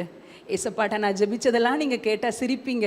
சொல்லுவேன், ஏசப்பா, எனக்கு நீங்கள் தானே அப்பா, அப்பா இருந்தால் நான் கேட்கலாம், இப்படி வேணும் அப்படி வேணும். நான் எதுவுமே உலகத்துக்கு இந்த மாதிரி சாரி, இந்த மாதிரி ஜுவல் ஒன்றுமே நான் கேட்க போகிறது இல்லைப்பா. நான் வானத்தையும் பூமியையும் படைத்த ஆண்டவருடைய பிள்ளை. எனக்கு திருமணத்தினாலைக்கு உங்கள் சர்வெண்ட் ஆஃப் காட்னு சர்வெண்ட்னு போட்டிருக்கல ஏஞ்சல்ஸை, அவங்கள எல்லாம் பணிவிடையின் ஆவிகளை எல்லாம் எனக்கு கல்யாண மண்டபத்துக்கு கூட்டு வந்துருங்க, அவங்க தான் எல்லாம் எனக்கு செய்யணும் சுவாமி. எல்லாவற்றையும் நான் ஜெபித்தபடியே ஆண்டவர் அனுப்பி வைத்தார். தூரமான உறவுகள் கூட அவ்வளவு அன்போடு வந்து ஆளுக்கு ஒரு பொறுப்புகளை ஏற்றுக்கொண்டார்கள். என்னுடைய கணவன் குடும்பத்தில் அவங்க மாத்திரம்தான், அவங்க குடும்பத்தினர் மாத்திரம் தான் ரட்சிக்கப்பட்டவங்க. உடன் பிறப்புகள், மாமா கூட அத்தை கூட எல்லாரும் ஆண்டவரை அறியாதவங்க. ஆனால் ஆண்டவர் அந்த நாளில் செஞ்ச காரியத்தை வைத்து இன்றைக்கு அவர்களை பார்த்தாலும் உங்கள் கல்யாணத்தில் தான் தெரிஞ்சுது கிறிஸ்தவங்கன்னா இவ்வளோ அன்பாக இருப்பாங்க போலன்னு நாங்கள் பார்த்தோம்ப்பா அப்படின்னு சொல்லுவாங்க. ஆண்டவரை முற்றிலும் அறியாதவர்கள். அப்படி தேவ தூதர்களைப் போல ஆண்டவர் உறவுகளை எல்லாம் கொண்டு வந்து நிறுத்திட்டாங்க. மேரேஜ்க்காக முன்னாடி ஆல்டர்கிட்ட வர்றோம். எங்கள் ஐயா சொல்கிறாங்க, எங்கள் ஐயர்வாள் சொல்கிறாங்க, அம்மா, என் சர்வீஸில் கரெக்ட் நேரத்துக்கு திருமணத்துக்கு வந்த தம்பதி நீங்கள் தான்மா அப்படின்னு சொன்னாங்க. நான் உடனே சொன்னேன், இது யார்? ஏசப்போ அரேஞ்ச் பண்ண காரியம் இல்லை, அவர் நிறைவேற்றுகிற காரியம் இல்லை, ஒன்றுமே அதில் பிசகாது, எல்லாம் நேர்த்தியாக இருக்கும். நேர்த்தியாய் நடத்தி கொடுத்தார். இன்றைக்கு வரைக்கும் எனக்கு அவர் அப்பாவாக இருக்கிறார். ஏதாவது ஒரு இடத்துல இழப்பு நிமித்தம் கண்ணீர் வடிச்சிட்டு இருக்கிறீங்களா? கண்ணீர் வடிச்சிட்டு இருக்கிறீங்களா? நாயின் ஒரு விதவை, அவளும் கண்ணீர் வடிச்சா, ஐயோ, எனக்கு இருந்த ஒரே ஒரு ஆண் துணை அவன் தானே, என் பிள்ளை தானே, வாலிபனா நான் வளர்த்து கொண்டு வந்துட்டேன், வாயை கட்டி வயிற்று கட்டி நான் சாப்பிடாம என் பிள்ளைக்கு கொடுத்து வாலிபனா வளர்த்து கொண்டு வந்துட்டேன், ஆனால் மறிச்சு போயிட்டானேன்னு கண்ணீரோட போற. அவ இயேசுவை கூப்பிடலை, ஆனால் இயேசு நாயின் ஒரு விதவையை தேடி வந்து அவளுடைய கண்ணீரை கண்டு வாடையை தொட்டு வாலிபனே எழுந்திரு என்று ஒரு சத்தம், வாலிபன் பிழைத்து கொண்டான். ஹல்லேலூயா. இன்னைக்கு எந்த இடத்துல உங்களுக்கு வெறுமை காணப்படுது, எந்த இடத்துல இழப்பை சந்திச்சு வெறுமையோடு இருக்கிறீங்க, அந்த இடத்துல அந்த நபர் இருக்கிறதை காட்டிலும் 1000 மடங்கு உங்களை அற்புதமாய் நடத்துவார். ஐயோ, என் கணவர் இருந்தா என் பிள்ளைக்குரிய காரியத்தை நேர்த்தியா செஞ்சிருப்பாங்களே, அவங்க இருந்த காரியத்தை மேற்போட்டு கொண்டிருப்பாங்களே, என் அம்மா இருந்தா இதை செஞ்சிருப்பாங்களே, என் அப்பா இருந்தா இதை செஞ்சிருப்பாங்களே, ஐயோ அந்த நபர் இல்லையே, அதனால என் பிள்ளையின் காரியம் அப்படியே லாக் ஆகி விடுமோ, அவளுக்காக மேற்போட்டு செய்யல ஆட்கள் இல்லையே என்று கலங்குறீங்களா? ஏசப்பா அந்த இடத்துல கூப்பிடுங்க. ஆண்டவரே, இந்த இடம் காலியா இருக்குப்பா, இந்த சீட்டு வெறுமையா இருக்குப்பா, என் பக்கத்துல இருந்து என் வாழ்க்கை துணை, என் பிள்ளை இதுல இல்ல ஆண்டவரே, இழப்பை சந்தித்து என் இருதய வேதனையோடு இருக்கிறது, நீங்க உதவுங்கப்பா, நீங்க சொல்லி பாருங்க. ராஜாக்களும் உன்னிடத்தில் நடந்து வருவார்கள் என்று சொல்லி வேத வசனம் சொல்லி இருக்கிறது போல மலைகளும் குன்றுகளும் மரங்கள் எல்லாம் கை கட்டும். அப்படி ஒரு திருமண காரியத்தை ஆண்டவர் நடத்தி கொடுப்பார். ஹல்லேலூயா.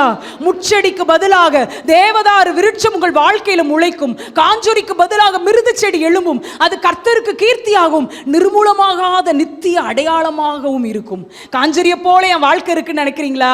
முட்செடியை போல இருக்குதுன்னு நினைக்கிறீங்களா? அதை மாற்றுறதுக்கு ஆண்டவருக்கு லேசான காரியங்க. உங்க முன்னாடி இருக்கிற நான் அதுக்கு சாட்சிங்க. முட்செடி போல இருந்த வாழ்க்கை, முட்செடி போல இருந்த வாழ்க்கை, காஞ்சொரியை போல இருந்த வாழ்க்கை.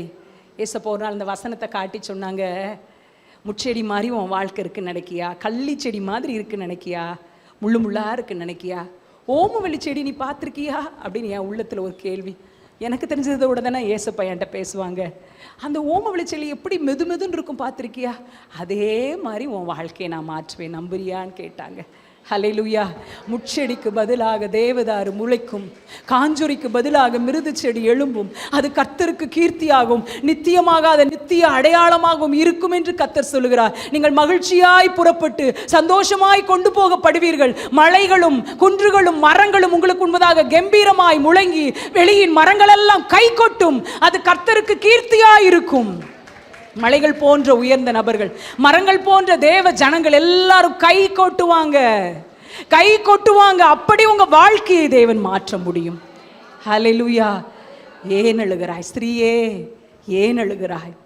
ஏம்மா அழுற? அதற்கான பதில் கிட்டதான் இருக்கேன். நீரூற்று கிட்டதான் இருக்குது. அந்த கல்லறையை திறக்கக்கூடிய நபர் கிட்டதான் இருக்குது. பாடையை தொடக்கூடிய நபர் கிட்டதான் இருக்கிறேன். அண்ணாலே உன் கண்ணீரை துடைக்கக்கூடிய நபர் கிட்டதான் இருக்கிறேன். ஆண்டவர் எங்கேயோ இருக்காரு நினைச்சிடாதீங்க. கிறிஸ்தவ வாழ்க்கையின் முதல்ல நீங்க ருசி பார்க்க வேண்டிய அனுபவம், ஆண்டவர் என் கூட தான் இருக்கிறாரு. நான் கிச்சன்ல இருந்தா என் கூட இருக்கிறாரு, நான் வெளியே போனா என் கூட இருக்கிறாரு, என்னை பார்த்து கொண்டே இருக்கிறார், என் அங்கலாய்ப்பை அறிகிறார், என் கண்ணீரை அவருக்கு தெரியும், என்னுடைய குமுறல் அவருக்கு தெரியும். பரலோகத்தை எட்டுங்கிறத மறந்துடாதீங்க. அன்னாளுடைய கண்ணீர் பரலோகத்தில் எட்டுனதுனால தான் பைபிளில் எழுதப்பட்டாங்க. இன்னொன்னே மறக்கக்கூடாது, பெனினாளுடைய அவமானப்படுத்துகிற சொல், மனக்லேசப்படுத்துகிற சொல்லும் பரலோகத்தை எட்டிச்சு. அதனால தான் அதுவும் பைபிளில் எழுதப்பட்டிருக்கு. ஒருவேளை நான் பெனினாளாக இருக்கிறேன்னான்னு கூட யோசித்து பார்க்கணும். நீங்கள் யாரையாவது மனம் அடிவாக்குகிற வார்த்தையை பேசுனா அதுவும் பரலோகத்துக்கு போகுங்கிறத மறந்துடாதீங்க. ஆண்டவர் சொன்னார், கண்ணீரை துடைப்பேன், அழாதே அழாதே என்று சொன்ன ஆண்டவர் ஒரு காரியத்துக்காக அழுங்கள் என்று சொல்லுகிறார். ஸ்திரீயே ஏன் அழுகிறாய் என்று சொன்ன ஆண்டவர் சிலுவையை சுமந்து கொண்டு செல்லும் போது பின்னாடி திரும்பி பின்னாடி வந்த எல்லா பெண்களையும் பார்த்து, எனக்காக அழ வேண்டாம், உங்களுக்காகவும் உங்கள் பிள்ளைகளுக்காகவும் அழுங்கள். இன்றைக்கு ஆண்டவர் சொல்கிறார், நீங்கள் அழுங்கன்னு சொல்கிறார். யாருக்காக? உங்கள் குடும்பத்துக்காக அழுங்க, உங்கள் பிள்ளைகளுக்காக அழுங்க. இந்த காரியம் இப்படி இருக்குது, என் பிள்ளையினுடைய வாழ்க்கையில் மாற்றம் வரலையே நினச்சிட்டே இருக்கிறீங்களா? அழுது ஜெபிக்க நீங்கள் முன்வாருங்கள். எங்கேயோ ஒரு இடத்துல போஸ்ட் கார்டில் ஜெப குறிப்பை எழுதி போட்டுட்டு நிம்மதியாக இருப்போம். இல்லைங்க, பக்கத்து வீட்டில் உங்கள் கூட பிறந்தவங்க யாருக்காவது ஃபோன் போட்டு இப்படி பண்ணுறாங்க அப்படி பண்ணுறாங்கன்னு சொல்லி நம்ம முடிச்சிருவோமா? இல்லைங்க, ஏசப்பா சமூகத்தில் நீங்கள் உட்காருங்க, உங்கள் பிள்ளைகளுக்காக நீங்கள் அழுங்க. காலம் மோசமான காலத்தில் இருக்கிறோம். ஆணும் திருமணம் செய்து கொள்ளக்கூடிய காலத்தில் இருக்கிறோம். ஒரு ஜெப குறிப்பு வந்தது, தமிழர் இந்தியாவில் தமிழ் நாட்டுக்காரர் வெளிநாட்டில் வசிக்கிற ஒருவரிடத்தில் இருந்து ஜெப குறிப்பு வந்தது. என் மகன் திருமணம் பண்ணணும்னு சொல்லி ஜோமனுங்க. அது எதுக்காக குறிப்பான? ஒரு பெண்ணை திருமணம் பண்ணணும்னு ஜோமனுங்க. அது எந்த நாட்டு பொண்ணா வேணா இருக்கட்டும், எந்த லாங்குவேஜ் வேணா பேசட்டும், ஒரு பெண்ணை திருமணம் பண்ண வேண்டும். அவன் இருக்கிற இடத்துல, வேலை பார்க்கிற இடத்துல ஆணும் ஆலயத்தில் திருமணம் பண்ணுகிற அவல நிலை இருக்குதுன்னு சொன்னாரியா. பிள்ளைகளுக்காக அழுறோமா? பிள்ளை நல்லா படிச்சுட்டா போதும் நினைக்கிறோமா? அந்த கோச்சிங் இந்த கோச்சிங் விட்டுட்டா நம்ம போதும், அங்கே வாங்கி லோனை வாங்கி ஒரு நல்ல காலேஜில் சேர்த்தா போதும் நினைக்கிறோமா? இல்லைங்க, நீங்களும் நானும் நம்ம பிள்ளைகளுக்காக நல்ல கோர்ஸில் சேர்க்கமோ இல்லையோ, அவங்களுக்காக சொத்துக்களை சேர்த்து வைக்கிறோமோ இல்லையோ, ஒன்றுமே இல்லட்டாலும் கர்த்தருக்கு பயப்படுகிற பயத்தை என்னுடைய பிள்ளைகளுக்குள்ள நான் வச்சுட்டா போதும், வாழ்க்கையின் எந்த மூலையில் இருந்தாலும் கர்த்தர் அவனை ஆசீர்வதித்து விடுவார். நம்ம வெங்காயம் உரிப்போம், எல்லாம் காலி ஆயிடுச்சுன்னு சொல்லி அந்த அது உள்ளே தோலை போட்டு அந்த கூடையில் வைப்போம், தூக்கி வெளியில போடுவோம். அது ஒரு மழை விழுந்தோடனே அதுல இருந்து ஒரு துளிர் வந்திருக்கும். என்னன்னா அது எந்த காஞ்ச அழுகின வெங்காயத்துக்குள்ள ஏதோ ஒரு துளி உயிர் இருந்தது, முளைத்து விட்டது. நீங்களும் நானும் நம்முடைய பிள்ளையை வேலைக்காக படிப்பிற்காக எந்த மூளைக்கு அனுப்பினாலும் இயேசு என்கிற கர்த்தருக்கு பயப்படுகிற பயம் என்கிற ஒரு துளி ஜீவன் இருந்து விட்டால் அவன் எங்கிருந்தாலும் பிழைத்துக் கொள்வான். நினைக்காதீங்க, இல்லோ என் பிள்ளையை இப்படி சேர்த்தாதான், இந்த ஸ்கூல்ல சேர்த்தாதான். ஆண்டவர் எங்களுக்கு சொல்லி கொடுத்தாரு, எளிமையா கர்த்தருக்கு பயந்து வாழ்ற வாழ்க்கையை வாழ்ந்து உன் பிள்ளைகளை கவர்மெண்ட் ஸ்கூல்ல சேர்த்தாலும் நான் அங்க ஆசீர்வதிப்பேன். ஆண்டவருடைய கிருபையினால மூத்த பையன் 6லேருந்து 12 வரை கவர்மெண்ட் ஸ்கூல்ல படிச்சு ஒரு நல்ல இடத்துல எளிமையாய் ஒரு சின்ன ஃபீஸ் கட்டி படிக்கக்கூடிய ஒரு நல்ல காலேஜில் சேர்க்க உதவி செஞ்சார். எங்க இன்டர்நேஷனல் ஸ்கூலில் சேர்த்தாதான் உங்கள் பிள்ளையினுடைய என்னுடைய பிள்ளையுடைய காலம் ஆசீர்வதிக்கப்படுமா? இல்லைங்க, ஏசப்பாவை பிடிச்சிக்கோ தம்பி, ஏசப்பாவை பிடிச்சிக்கோ, ஏசப்பாவை பிடிச்சிக்கோ.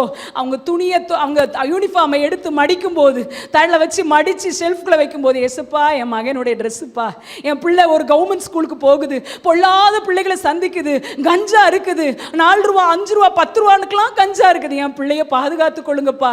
உங்க பிள்ளையோட யூனிஃபார்ம் ட்ரெஸ்ஸை மடிக்கும் போது, ஒரு ஸ்கூல் ட்ரெஸ்ஸை மடிக்கும் போது இதை ஜோமடி வைங்க. உங்க பிள்ளைக்காக வைக்கும் போது, ஆண்டவரே என் பிள்ளை பெண் பிள்ளைப்பா, இவ்வளோ ஒரு உலகத்துக்குள்ள போகுது, என் பிள்ளைய பொத்தி காத்துக்கோங்கப்பா, பொத்தி பாதுகாத்துக்கொள்ளுங்கப்பா. அவளுடைய வாலிப வயது முடிகிற வரைக்கும் பொத்தி பாதுகாத்துக்கொள்ளுங்கப்பா. அவளுடைய துணியை மடிக்கும் போது ஜோமுனுங்க. அவங்களுடைய டிஃபன் பாக்ஸை கழுவுறீங்களா, ஸ்கூலுக்கு போன லஞ்ச் பாக்ஸை, அப்போ ஜோமுனுங்க. ஆண்டவரே டெய்லி கழுவுறே இல்லை ஏசப்பா, என் பிள்ளையை நீங்க கழுவிருங்க, சுத்தமானாய் மாற்றிருங்க, பழைய பாவங்கள்ல இருந்து விடுதலையை கொடுங்க, புது சிருஷ்டியா மாத்துங்க அப்படின்னு சொல்லி ஒவ்வொரு நாளும் வைங்க. சூடா டிஃபன் பாக்ஸுக்குள்ள சாப்பாடை வைக்கும் போது, ஆண்டவரே என் பிள்ளையும் ஆவியில அனல் உள்ளவனா மாற்றுங்க. அனல் பறக்குது இந்த சோறுல, என் பிள்ளையை ஆவியில அனல் உள்ளவனா மாற்றுங்க ஆண்டவரே. ஒவ்வொன்னையும் ஜெபிச்சு பிள்ளைகளுக்காக ஜெபிங்க. எனக்கு ஒரு நல்ல தாயை தெரியும். அவங்க சொல்லுவாங்க, மகன் ஸ்கூல் டேஸ் படிக்கும்போது காலையிலே 5 மணிக்கு ஜெபத்துக்கு முடிச்ச உடனே மகன் இருக்கிற கட்டில்கிட்ட வருவாங்களா, கட்டில்கிட்ட வந்து ஜோமுவாங்களா, ஆண்டவரே என் பிள்ளை எகிப்தில் இருந்தாலும் யோசேப்பா இருக்கணும், பாபிலோன்ல இருந்தாலும் தானியேலா இருக்கணும்ப்பா, ஆகா அரண்மனையில் இருந்தாலும் அவன் ஒரு ஒபதியாவா இருக்கணும் ஆண்டவரே. இந்த 3 லைனையும் சொல்லி அவன் நெற்றியில் ஒரு சிலுவை போட்டுட்டு அவங்க ப்ரேயர் போவாங்களாம். மகா கிட்ட வருவாங்களா, ஏசப்பா என் பிள்ளை என்ன மாதிரி தான் இருக்குது சுவாமி, ஆண்டவரே உண்மை தேடுறதுக்கு ரொம்ப ஆர்வம் இருக்குதான்னு எனக்கு தெரியலப்பா, இந்த பொல்லாத உலகத்தில் அவ தப்பிச்சிருவாளான்னு தெரியலப்பா, பாவமான உலக சுவாமி, யாரையும் நம்பி மோசம் போயிடக்கூடாது, என் பிள்ளைய உங்க கரத்தை கொண்டு மூடிருங்கப்பா, பொத்தி பாதுகாத்து கொள்ளுங்கப்பா. ஜோமணி ஒரு சிலுவை போடுவாங்களாம். இன்னைக்கு ஆண்டவர் நமக்கு சொல்லி கொடுக்கிறார், உன் பிள்ளைகளுக்காக அழுது ஜெபி மகளே. பிள்ளைகளுடைய காரியத்தை அங்கங்க சொல்லி திரிய வேண்டாம், பிள்ளைகளுக்காக ஜெபிக்கணும். தேவன் எதிர்பார்க்கிற காரியம், நீங்களும் நானும் யுத்த வீரர்களா, நம்முடைய குடும்பத்துக்காக ஜெபிக்கிற யுத்த ஜெபம் செய்கிறவர்களா நம்மளை மாற்றணும்னு ஆண்டவர் விரும்புகிறார்.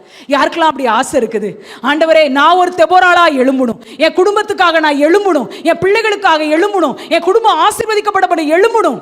இவ்வளோ நேரம் நம்ம பார்த்ததெல்லாம் ஆண்டவருடைய மகிமையை பார்த்துருக்கிறோம். எவ்வளோ நல்ல தேவன், எவ்வளோ வல்ல தேவன். அவர் செய்ய சொல்லுகிற காரியம், மகளே உன் பிள்ளைக்காக நீ அழு. வெளியில் இருக்கிற உன்னுடைய வாழ்க்கையை மட்டும் நீ பார்க்காத, அந்தரங்கத்தை பார்க்கிற தேவன் சொல்லுகிறார், உன் பிள்ளைக்காக அழுது ஜெபின்னு சொல்லுகிறார், உன் குடும்பத்துக்காக அழுது ஜெபின்னு சொல்கிறான் ஆண்டவர்கிட்ட. ஆண்டவரே என் குடும்பத்தை ஒப்பு கொடுக்குறேன்ப்பா, என் கண்ணீரை நீங்கள் தொடச்சிருக்கிறீங்க, என் கண்ணீரை நீங்கள் துடைக்க வல்லவர். எல்லாரும் அப்படியே எழுந்து நின்று ஜெபம் பண்ணலாமா? எல்லாரும் எழுந்து நிற்போம், எல்லாரும் ஆண்டவருடைய சமூகத்தில் எழுந்திருப்போம். நமக்கு ஒரு நேசர் இருக்கிறார் ஐயா, நமக்கு ஒரு நேசர் இருக்கிறார், நமக்கு ஒரு புகலிடம் இருக்கிறது, நம்முடைய கவலைகளை தீர்க்க, நம்முடைய கண்ணீரை துடைக்க நமக்கு ஒரு நேசர் இருக்கிறார். ஆண்டவருடைய சமூகத்தில் கேட்போமா? ஆண்டவரே ஸ்திரீயே ஏன் அழுகிறாய்ன்னு சொன்னீங்களப்பா, என் கண்ணீரை துடைங்கப்பா. நான் ஒரு மிஷினரிங்கிறத உணர்ந்து கொண்டேன், நான் ஒரு மிஷினரி ஆண்டவரே, நான் ஒரு மிஷினரி. என் குடும்பத்துக்குள்ள நீங்கள் அனுப்பி வச்சிருக்கிறீங்க, நான் ஒரு மிஷினரி. இந்த ஜெபிக்கிற நேரத்தை மிஸ் பண்ணிடாம ஆண்டவர்கிட்ட கேளுங்க. ஆண்டவரே கண்ணீரின் அனுபவத்தில் என் சுபாவம் உம்மை போல மாறணும்னு வச்சிருக்கிறீங்கப்பா. இந்த அனுபவத்தில் கடின சூழ்நிலையில என்னுடைய சுபாவத்தை நான் இழந்துடவே கூடாது, கிறிஸ்துவ சுபாவத்தை நான் இழந்துடக்கூடாது, என் கோபம் முன்னாடி நிற்க கூடாது, என் மாம்ச சுபாவம் வெளியே வரக்கூடாது. தேவனே என்னுடைய கரத்தில் ஒப்பு கொடுக்கிறேன்னு சொல்லுவோம்மா. கண்ணீரை காண்கிற தேவன் அல்லவா. எனக்கு ஒரு நேசர் உண்டு, அவர்தான் இயேசு ராஜா என்ற பாடலை பாடி நம்ம ஆண்டவருடைய கரத்தில் ஒப்பு கொடுப்போம். எனக்கு ஒரு நேசர் உண்டு, அவர்தான் இயேசு ராஜா. எனக்கு ஒரு புகலிடம் உண்டு, அவர்தான் இயேசு ராஜா. நமக்கு ஒரு நேசர் உண்டு, நம் கண்ணீரை துடைக்க ஒரு நேசர் உண்டு. நேசர் உண்டு, அவர்தான் இயேசு ராஜா. எனக்கு ஒரு புகலிடம் உண்டு, அவர்தான் இயேசு ராஜா. அலைச்சல்களை அவர் பார்க்கிறார், என் கண்ணீரையும் கணக்கு வைத்துள்ளார். என் வேதனைகளை அவர் பார்க்கிறார். இங்கிருந்து சொல்லுவோமா? அவர் தாங்கிறார், ஏற்ற நேரத்தில் உதவி செய்கிறார், ஏற்ற காலத்தில் உதவி செய்கிறார். உதவி செய்வார், ஏற்ற காலத்தில் உதவி செய்கிறவர். வல்லவர், இரக்கம் நிறைந்தவர், அவர் நல்லவர், சர்வ வல்லவர், இரக்கமுள்ளவர். எனக்கு ஒரு நேசர் உண்டு. உணர்ந்து சொல்லலாமா? அவர்தான் இயேசு ராஜா. எனக்கு ஒரு புகலிடம் உண்டு, அவர்தான் இயேசு ராஜா. எல்லாரும் இருக்கிற இடங்கள் அப்படியே கண்களை மூடி ஆண்டவரை நோக்கி பார்ப்போமா? ஏசப்பா, இதுவரைக்கும் நாங்கள் எங்களுடைய இருதயத்தில் ஏதாவது பாவம் செய்திருப்போமானால் ஒரு விசை எங்களை கழுவும் என்று அவரை நோக்கி பார்ப்போமா? நம்மில் பாவம் இல்லை என்போமானால் நம்மை நாமே வஞ்சிக்கிறவர்களாக இருப்போங்க. ஒருவேளை மனுஷங்களுக்கு பழி வாங்குற எண்ணம் நமக்குள்ள இருந்தா ஆண்டவரை பார்த்து சொல்லுவோமா? ஆண்டவரே, உம்முடைய இரத்தத்தினால் எங்களுடைய இருதயத்தை கழுவுங்க சுவாமி. ஒரு விசை ஏசோப்பினால் எங்களுடைய இருதயத்தை தேய்த்து கழுவுங்கப்பா. மாம்ச சிந்தை எங்களுக்கு இருக்குமானால் ஒரு விசை எங்களை கழுவும் என்று நாம் கேட்போமா? கேட்கும் போதே ஆண்டவருடைய இரத்தம் நம்மளை கழுவும். இப்பொழுதே நாம் கேட்போமா? ஏசப்பா, எங்களோட கண்களை கழுவுங்கப்பா. தேவையில்லாத காரியங்களை நான் பார்த்திருந்தால் ஒரு விசை என் கண்களை தொட்டு கழுவுங்க சுவாமி. உடைய கரம் எங்களை கண்களை கழுவட்டும் சுவாமின்னு சொல்லுவோமா? ஏசப்பா, எங்களோட செவிகளை தொடுங்க சுவாமி. அப்பா, இந்த செவி உம்முடைய சத்தத்தை கேட்க வேண்டுமே. ஏசப்பா, எங்களோட செவிகளை தொடுங்க என்று சொல்லுவோமா? ஏசப்பா, எங்களோட கரங்களை தொடுங்க சுவாமி. இந்த கரங்கள் உம்முடைய கரங்களாய் மாறட்டும் என்று நாம் கேட்போமா? ஏசப்பா, எங்களோட கரங்களை தொடுங்க சுவாமி. ஏசப்பா, உம்முடைய கரத்தை எங்க மேல வைங்கன்னு சொல்லி கேட்போமா? கேட்கும் போதே ஆண்டுடைய கரம் நம்ம மேல வந்து இறங்குங்க. எஸ்ரா மீது வந்து இறங்கிய கரம், நெகேமியா மீது வந்து இறங்கிய கரம் நம் மீது வந்து இறங்கும். ஏசப்பா, எங்களை தொடுங்கன்னு சொல்லி கேட்போமா? அப்பா, உம்முடைய கரம் எங்க மீது அன்பாய் அமர்ந்து இருக்கட்டும் ராஜா. அப்பா, யாரெல்லாம் கேட்கிறார்களோ அவர்கள் மீது உம்முடைய கரம் இப்பொழுதே வைக்கப்படட்டும் ராஜா. இப்பொழுதே இப்பொழுதே ஒரு பாலா ராதா ரஷி ஹந்திலா ரமலரி ஏதைலா ரபலரி பாலரி தாரா துரிஷி ஹந்திலா ரபலரி. ஆவியானவரே, இப்பொழுதே உம்முடைய கரம் எல்லாரின் மீதும் பலமாய் வந்து அமரட்டும் சுவாமி. அமரட்டும் அப்பா. ஆவியானவரே, அப்பா, எங்களை நிரப்புங்க சுவாமி. நிரப்புங்க அப்பா, எங்களை நிரப்புங்கப்பா. மாம்சமான யாவர் மேலும் என் ஆவியை ஊற்றுவேன் என்று சொன்ன தேவன், எங்களை நிரப்புங்க நிரப்புங்க சுவாமி. அப்பா, எங்க எங்க குடும்பத்துல இதுவரைக்கும் நாங்க கண்ணீரின் பாதையில நடந்து வந்திருக்கலாம் சுவாமி. அப்பா, இனிமேல் இதுதான் எங்க வாழ்க்கைன்னு சொல்லி நாங்க ஒரு முற்றுப்புள்ளி வைத்திருக்கலாம். இல்லப்பா, இனிமேல் நாங்க எங்க குடும்பத்துல ஒரு தெபோராளா எழுமணும். நாங்க தான் எங்க குடும்பத்துல தெபோராள். ஏசப்பா, எங்களுக்கு அந்த ஜெப அபிஷேகத்தை எங்க மேல ஊற்றுங்க. அப்பா, எங்களுக்கு ஜெப ஆவியை கொடுங்க சுவாமி. எங்க குடும்பத்துக்காக திறப்பிலே நிற்கிற அபிஷேகத்தை எங்க மேல ஊற்றுங்க சுவாமி. இப்பொழுதே அப்பா, உம்முடைய அபிஷேகம் எங்க மேல ஊற்றப்படட்டும் இயேசுவின் ஆண்டவரே. அப்பா ஏசப்பா, இனிமேல் நாங்க பின்வாங்க கூடாது. பிசாசின் தந்திரங்களை எதிர்த்து நிற்கிற கிருபையை கொடுங்க சுவாமி. அபிஷேகத்தை கொடுங்க. பிசாசின் தந்திரங்களை எதிர்த்து நிற்கிற அபிஷேகத்தை கொடுங்கப்பா. சர்வாயுத வர்க்கத்தை கொடுங்க அப்பா. சர்வாயுத வர்க்கத்தை கொடுங்க. எல்லாரும் கேட்போமா? ஏசப்பா, எனக்கு சர்வாயுத வர்க்கத்தை கொடுங்கன்னு சொல்லி எல்லாரும் கரங்களை உயர்த்தி கேட்போமா? ஏசப்பா, எனக்கு கொடுங்க. என் குடும்பத்துல அப்பா, நான் தான் ஒரு யுத்த வீராங்கனை, நான் ஆண்டவருடைய போர் வீரன். அப்பா, நான் தான், எனக்கு அந்த சர்வாயுத வர்க்கத்தை கொடுங்கன்னு சொல்லி கேட்போமா? கேட்கும் பொழுதே ஆண்டவர் கொடுக்க வல்லமை உள்ளவருங்க. யாரெல்லாம் தாகத்தோடு கேட்கிறீங்களோ இப்பொழுதே ஆண்டவர் சர்வாயுத வர்க்கத்தை கொடுப்பார். ஆண்டவரே, கொடுங்க சுவாமி. ரட்சிப்பெனும் தலைச்சீராவை கொடுங்கப்பா. நீதி என்னும் மார்க்கவசத்தை கொடுங்க சுவாமி. ஸ்பிரிட் ஆஃப் ஸ்வார்ட் கொடுங்க சுவாமி.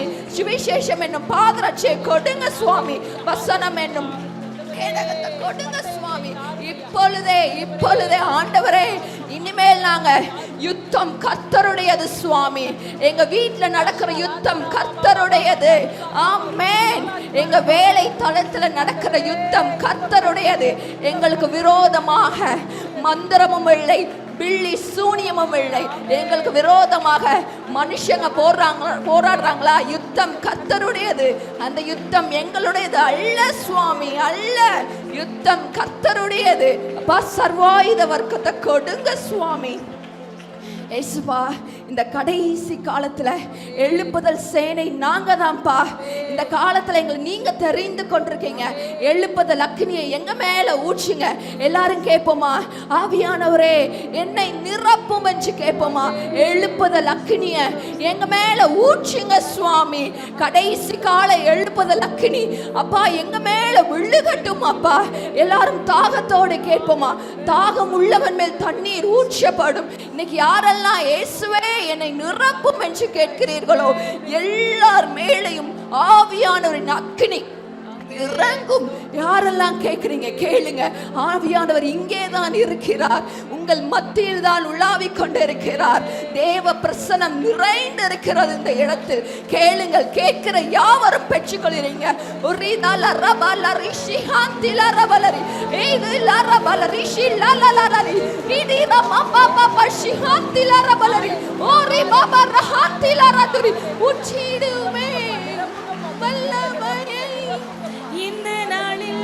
அப்பா, எங்களை நிரப்புங்க, நிரப்புங்க, நிரப்புங்கப்பா. உங்க வல்லமையினால் எங்களை நிரப்புங்க. கடைசி கால சேனை நாங்க தான்ப்பா. கடைசி கால எழுப்புதல் அக்கினியை எங்க மேல ஊற்றுங்க சுவாமி. இந்த நாள்ல தேசத்தை கலக்கிறதுக்கு எங்க மேல ஊற்றுங்க சுவாமி. கேட்போமா? யாவரும் கேட்போமா? ஏசப்பா, எங்களை நிரப்புங்க சுவாமி. இயேசுவே, இயேசுப்பா, உங்க வல்லமையை கொடுங்க சுவாமி. உங்க வல்லமையை கொடுங்கப்பா. கேளுங்க. யாரெல்லாம் கேட்கிறீங்களோ எல்லாரும் பெற்றுக் கொள்கிறீர்கள். ஆவியானவர் தம்முடைய வல்லமையை அளிக்கிறார். அப்பா, நிரப்புங்க சுவாமி. இப்படி ஆவியாலே நிரப்புங்க சுவாமி. அப்பா, ஊற்றுங்கப்பா உங்க வல்லமையை, உங்க அக்கினியை ஊற்றுங்க. ஆமென். இறங்கட்டும் சுவாமி உங்க வல்லமை.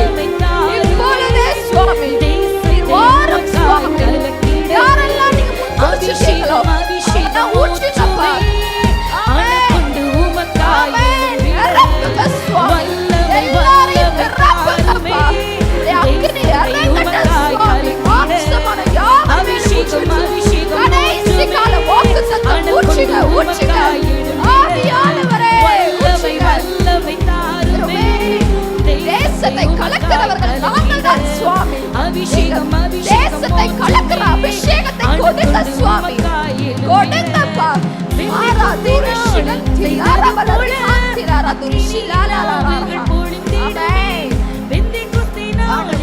அப்பா பெந்தெகோஸ்தே அனுபவம் எங்களுக்கு வேண்டுமே. ஊற்றுங்க சுவாமி, ஊற்றுங்க. கேட்போமா? ஆமே. கேளுங்க கேளுங்க, கேட்கும் போதே பெற்றுக் கொள்கிறீர்கள்.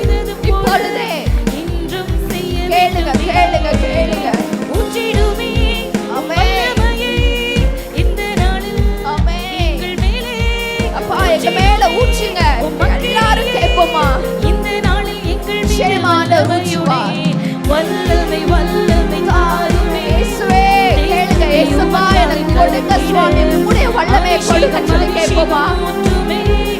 ஆனக்கொண்டு உமக்காய் வல்லமை வல்லமை தாருமே இயேசுவே. ஆவியே எங்க மேல ஊற்றுங்கப்பா. எங்க மேல ஊற்றுங்க. அளவில்லாமல் நிரப்புங்கப்பா. நிரப்புங்க சுவாமி, எங்களை நிரப்புங்க சுவாமி. தேசத்துக்காய் நாங்கள் எழும்ப வேண்டும், திறப்பிலே நிற்க வேண்டும். ஒரு எஸ்தராய், ஒரு தெபோராய் நாங்கள் எழும்பணுமே. இயேசுவே நிரப்புங்கப்பா.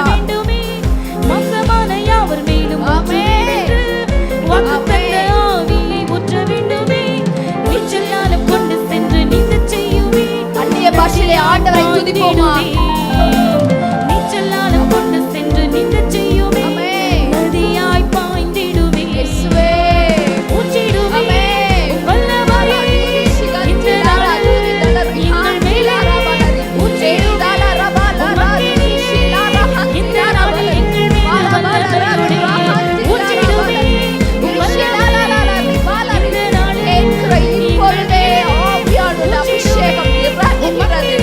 ஒரு மழை போன்ற அபிஷேகம் இயற்கை யாவரையும் நிரப்பிக் கொண்டிருக்கிறது. கேளுங்கள் கேளுங்கள், கேட்டு பெற்றுக் கொள்ளுங்கள். யாவரையும் நிரப்பிக் கொண்டிருக்கிறது. ஆமென். அப்பா உமக்கு நன்றி ஆண்டவரே. நன்றி அப்பா, நன்றி அப்பா, நன்றி அப்பா. ராஜா உமக்கு நன்றி, ராஜா உமக்கு நன்றி அப்பா. கடைசி கால எழுப்புதல் சேனை நாங்கள் தானப்பா. எங்க மேல அந்த எழுப்புதல் அக்னியை போட்ட கிருபைகளுக்காக உமக்கு நன்றி. எலியாவின் தேவன் நீரே, ஆனால் அந்த எலியாக்கள் நாங்கள் தான் சுவாமி. எலியாவின் அபிஷேகத்தினால் எங்களை ஒவ்வொரு நாளும் நிரப்புங்கப்பா. இந்த தேசத்துல உமக்காக திறப்பிலே நிற்கணும். எங்க குடும்பங்களுக்காக திறப்பிலே நிற்கிற கிருபையை கொடுங்க சுவாமி.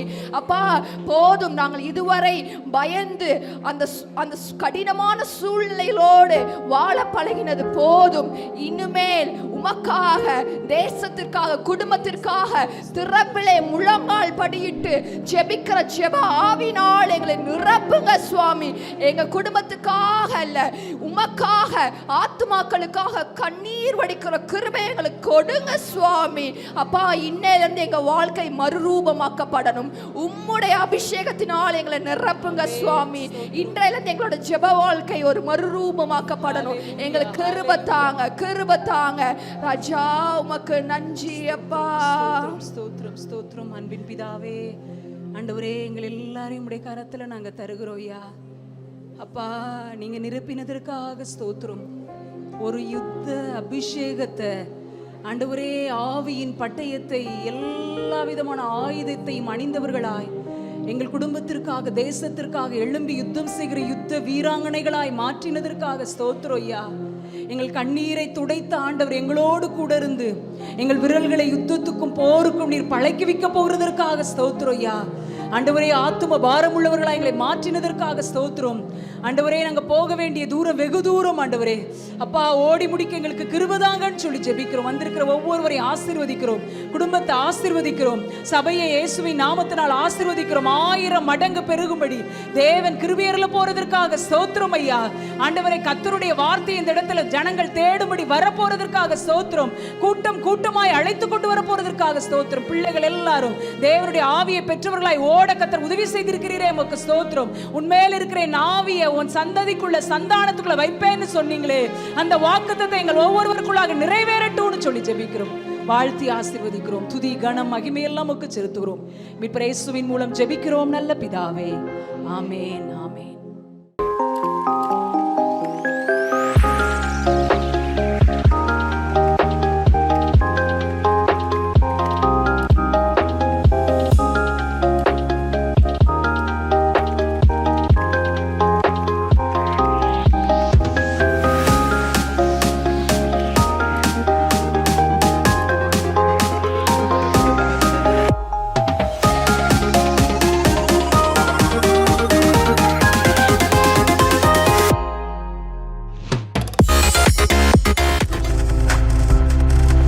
நீங்கள் பார்த்துக் கொண்டிருப்பது உங்கள் ஜாய் டிவி. உங்கள் துக்கம் சந்தோஷமாய் மாறும்.